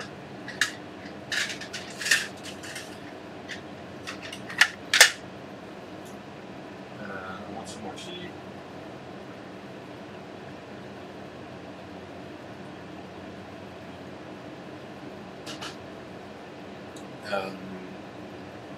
Yeah, it's blue.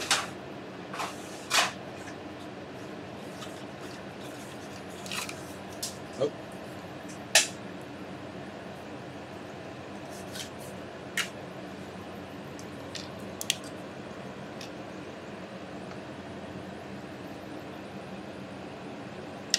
Oh, come on.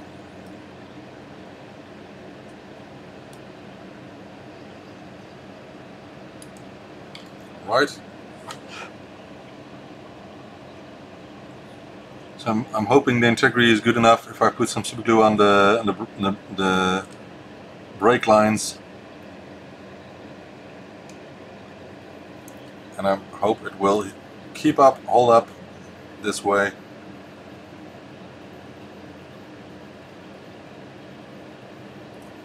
Not much we can do. Maybe we should just put in a new socket, but I don't have one here, so it's a lot better. Alright, let's get those out.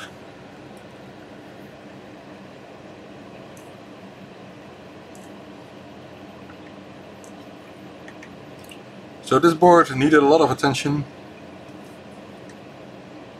but we managed to fix it. We still have to do the other one. I guess he just sent me two very dead boards or something. We'll see about that. We'll do a first test, and if it's too much work for now, we'll do it on another stream. Because we're streaming for 2 hours now.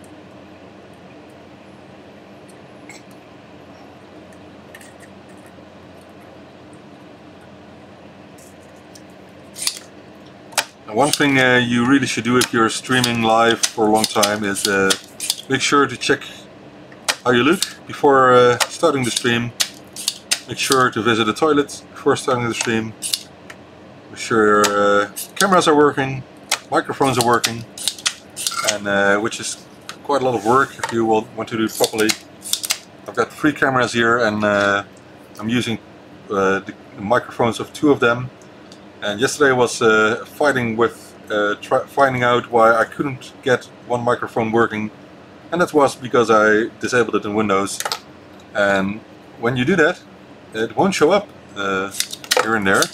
You have to right click on some windows and say please show me the disabled devices as well, and then it will show.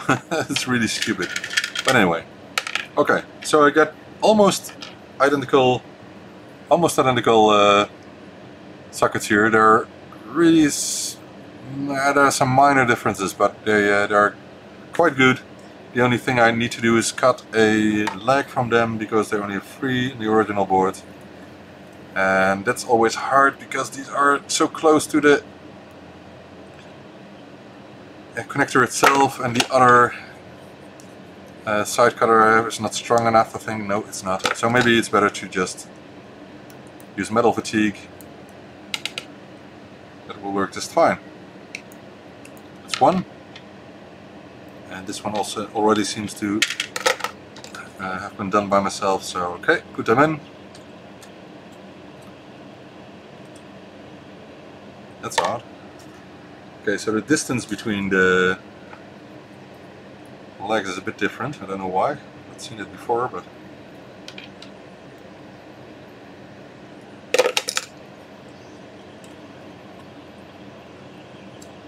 and as it seems the holes need to be more clean than they are now, or they're maybe too thin, I don't know. It's odd. Okay, let's do it a different way. Why haven't I seen this before? I think the other boards didn't have this problem. I think the holes of the 48K boards are bigger than these, so that's a pity, but we'll find a way of getting them in properly. Let me think. It's a bit hard. I think I will try to open up the holes just a bit.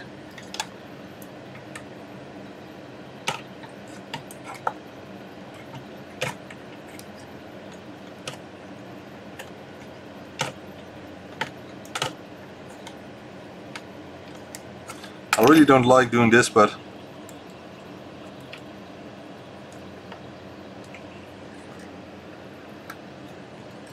it's almost good enough, so this will work.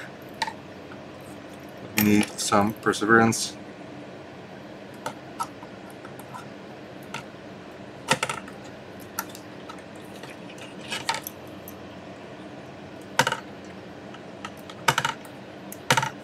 Okay. Yeah, you can see it's not much that is needed, so this is good enough.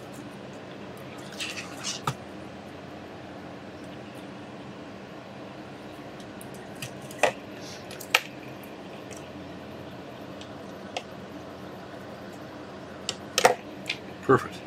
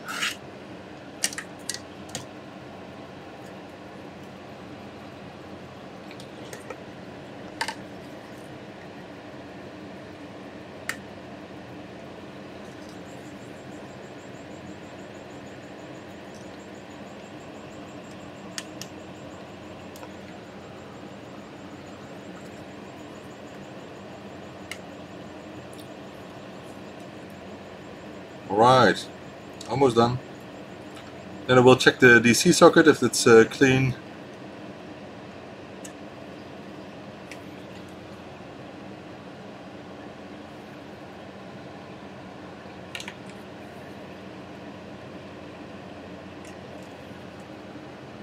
Nice.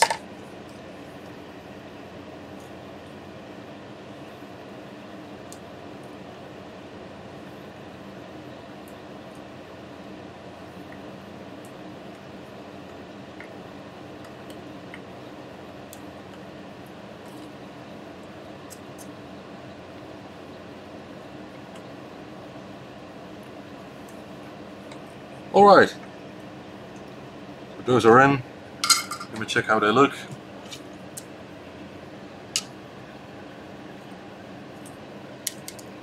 I think it's perfectly fine.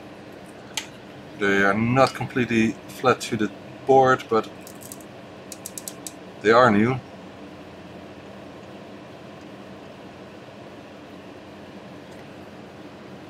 I don't think I'm able to change that a lot. but they're good enough. Let me check. The DC socket indeed also needs to be replaced. Also corroded.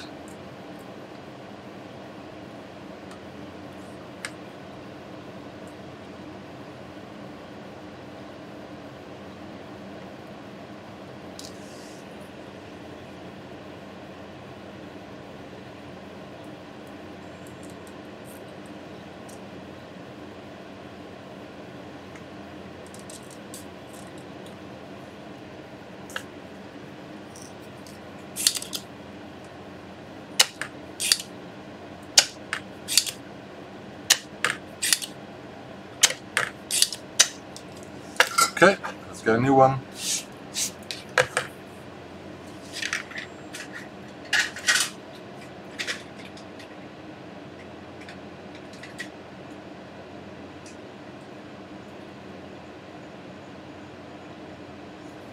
Well, I have to disagree with you because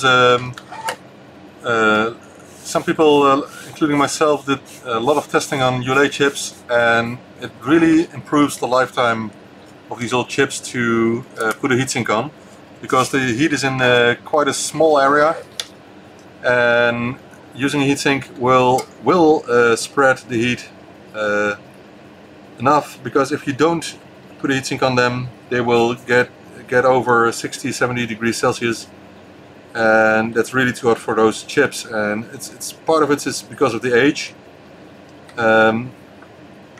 Maybe they didn't get as hot in the past, but maybe they did. But I got so many chips, I will show you in a second. I got so many chips dead because of the heat issues, only because of that. So most of them are still working, but partially.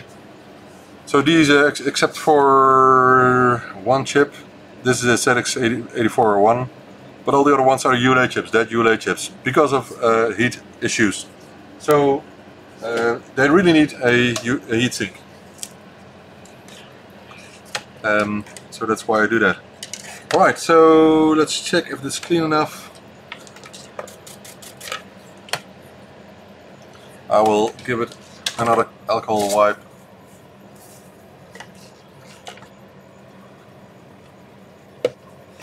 The only benefit of Toastracks, for example, is that you most probably do not need to remove the IC socket, but I have to check that. Not sure what iron does, but if there's not enough space, I will remove it.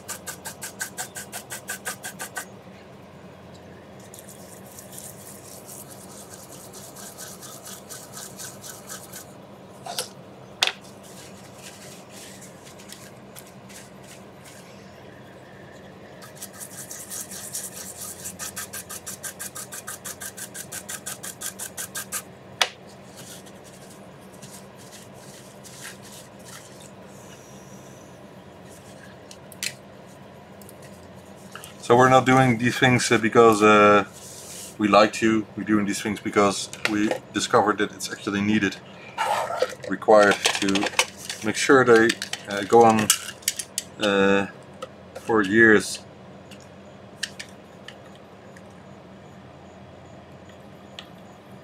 Okay, I think that socket is repaired good enough. It seems a lot better than it was. It's still a bit wobbly, but the parts are glued together, so I think it's good enough for now. Alright.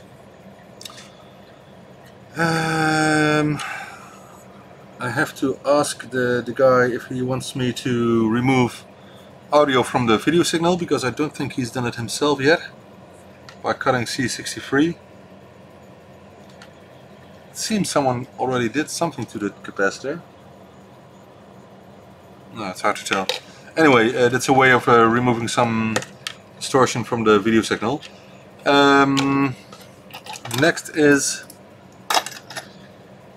the heatsink, and I'm not sure if I should remove the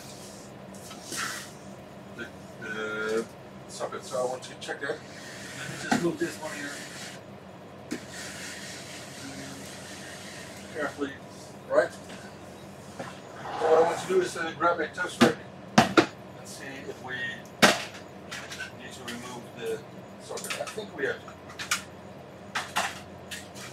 Of course, none of these boards actually have a socket, so that sucks. These are all soldered. That's a pity. These are all soldered. So we've got plenty of the Toastracks here, but these are all soldered ULA chips. Okay, let me think. Let's just grab a case then, and let's find out if we can use this board to check it out, of course.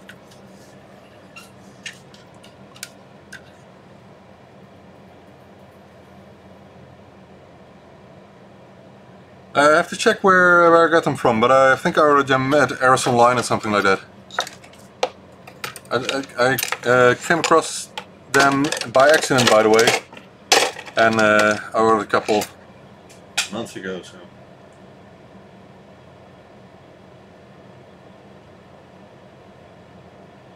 Alright, I think this is too high, and we're going to check it out. So what I'm going to do is I will put a heatsink on it for a second.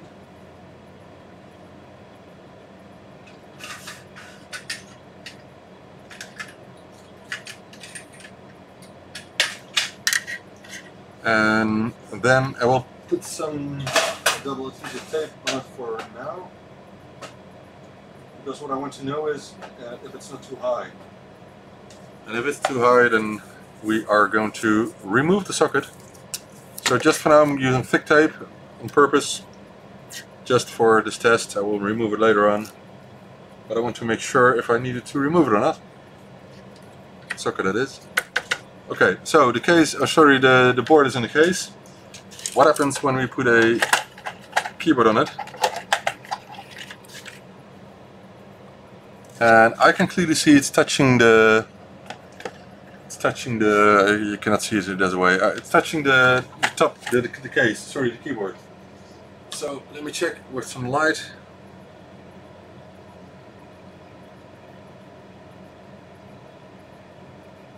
Just a second.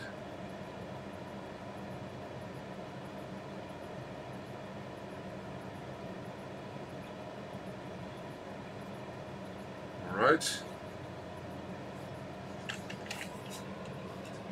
I don't think you can see it on the camera. Maybe you can, I'm not sure. But if I think you can see it. You can see the keyboard is touching the heatsink.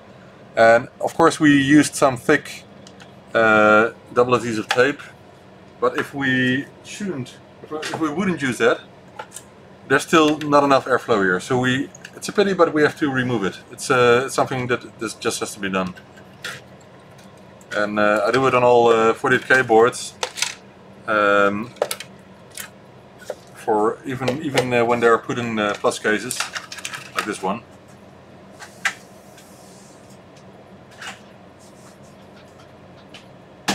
Just a second, guys. Yeah. Alright, so in the end we did fix this board, so that's a good thing. I will remove the ULA socket and put on a heatsink. Oh my god, it sucks. You know what, how to solve it is just use heat. But this tape is a bit difficult to remove. Anyway.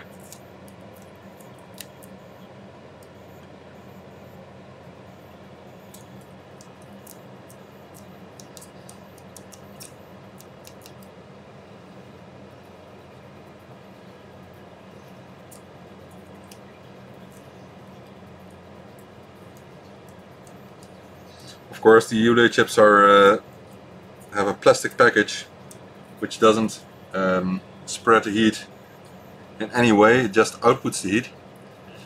So it's not the best package to put on a heatsink, but still we have to, and it's better than not doing it. So this board was working. That's perfect. The only thing remaining is the ULA heatsink and removing the socket for that, but we'll do that later and outside the video. For now I want to test the other board, which is more interesting, I think. So let's get over to the other side again. Let's see what the other board does. And I'm not going to work on it for hours again. We'll do that later. So let's see what happens. First power on. Okay, it's also defective. That's what I expected. I see is also a wrong 7805 used here. Oh, pins come loose. Oh, I hate that. Okay. But I'm going to use a proper 5-volt regulator for now, and I'm not sure if this. Oh God, what did they do? If this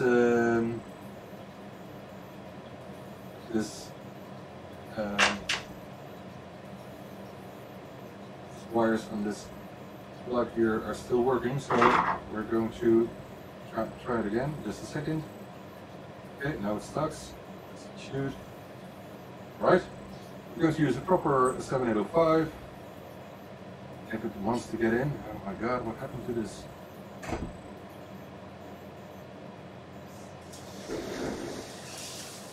Someone destroyed the plug.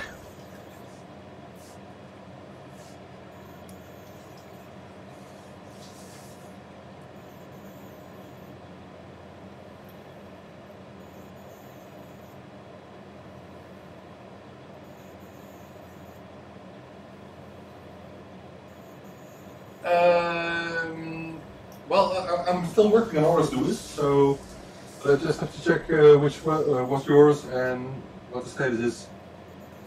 I'm doing so many things at this moment, but I'm not finished catching up with all the backlog.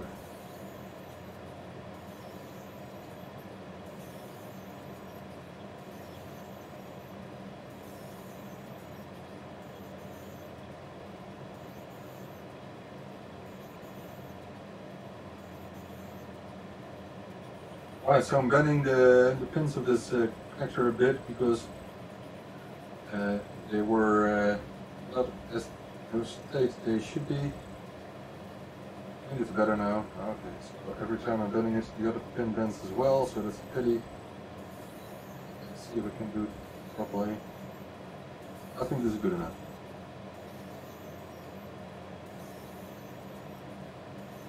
Very old connectors, but most important is that they will get on the 7805. Okay, this should do it. Okay, let's see what happens with the die card. Not much. Oh my God, this could be anything.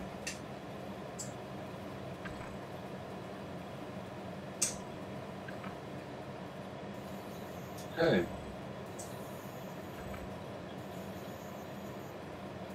So there's totally no output at all.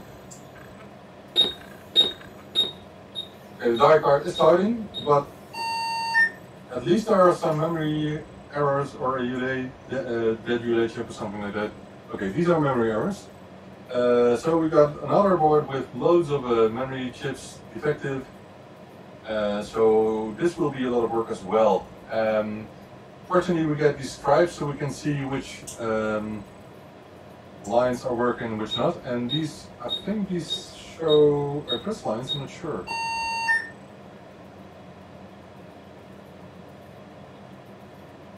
Okay, this is exactly the same result, so I will check the documentation for the die card software and I will check that later on.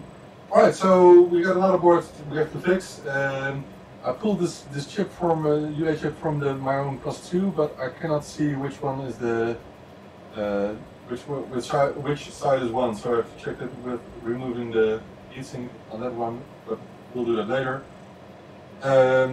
Let's just do a quick test of the UA chip, just to make sure the UA chip of this one is working. That's easy to do, of course, and we'll work on that board later on. All right.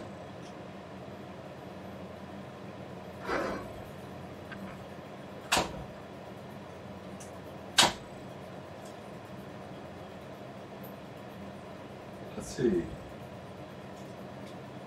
you have a working UA chip or not? Yeah, UA chip is fine. Thankfully. But that's not an issue. Alright, so what I'm going to do is I'm going to take a break. I'm going to continue working on these boards later on. But for now I will check up with my kids and wife and I will continue later. By the way, yesterday I didn't continue yesterday evening because I decided to play some games with my kids.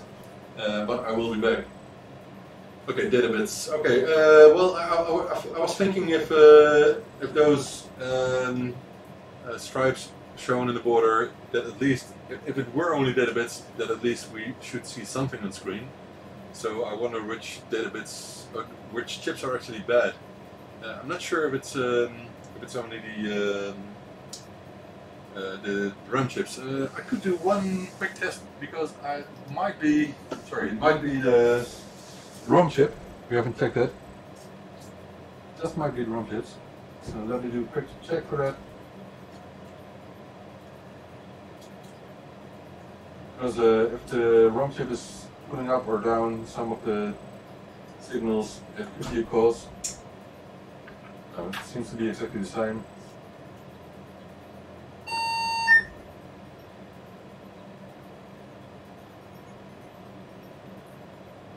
Alright, so we get quite a bit of a different result, which surprises me, but we've got another board that's very dead, so we'll probably use another 5-volt issue. 7805 already has been replaced, so okay, this is the same as a moment ago. So I will work on RAM chips for that now. This is 6U board, and with a bit of luck, this board has unbranched pins, which it does, so that's more easy to remove. We'll work on that one later. We did our first test, and that's cool. I've got lots of other things to do, so I will be back with another stream. It's 4 o'clock, but I got plenty more time today, so we'll do that. So thank you for now, for watching, and we'll see you in the next video today. Bye bye!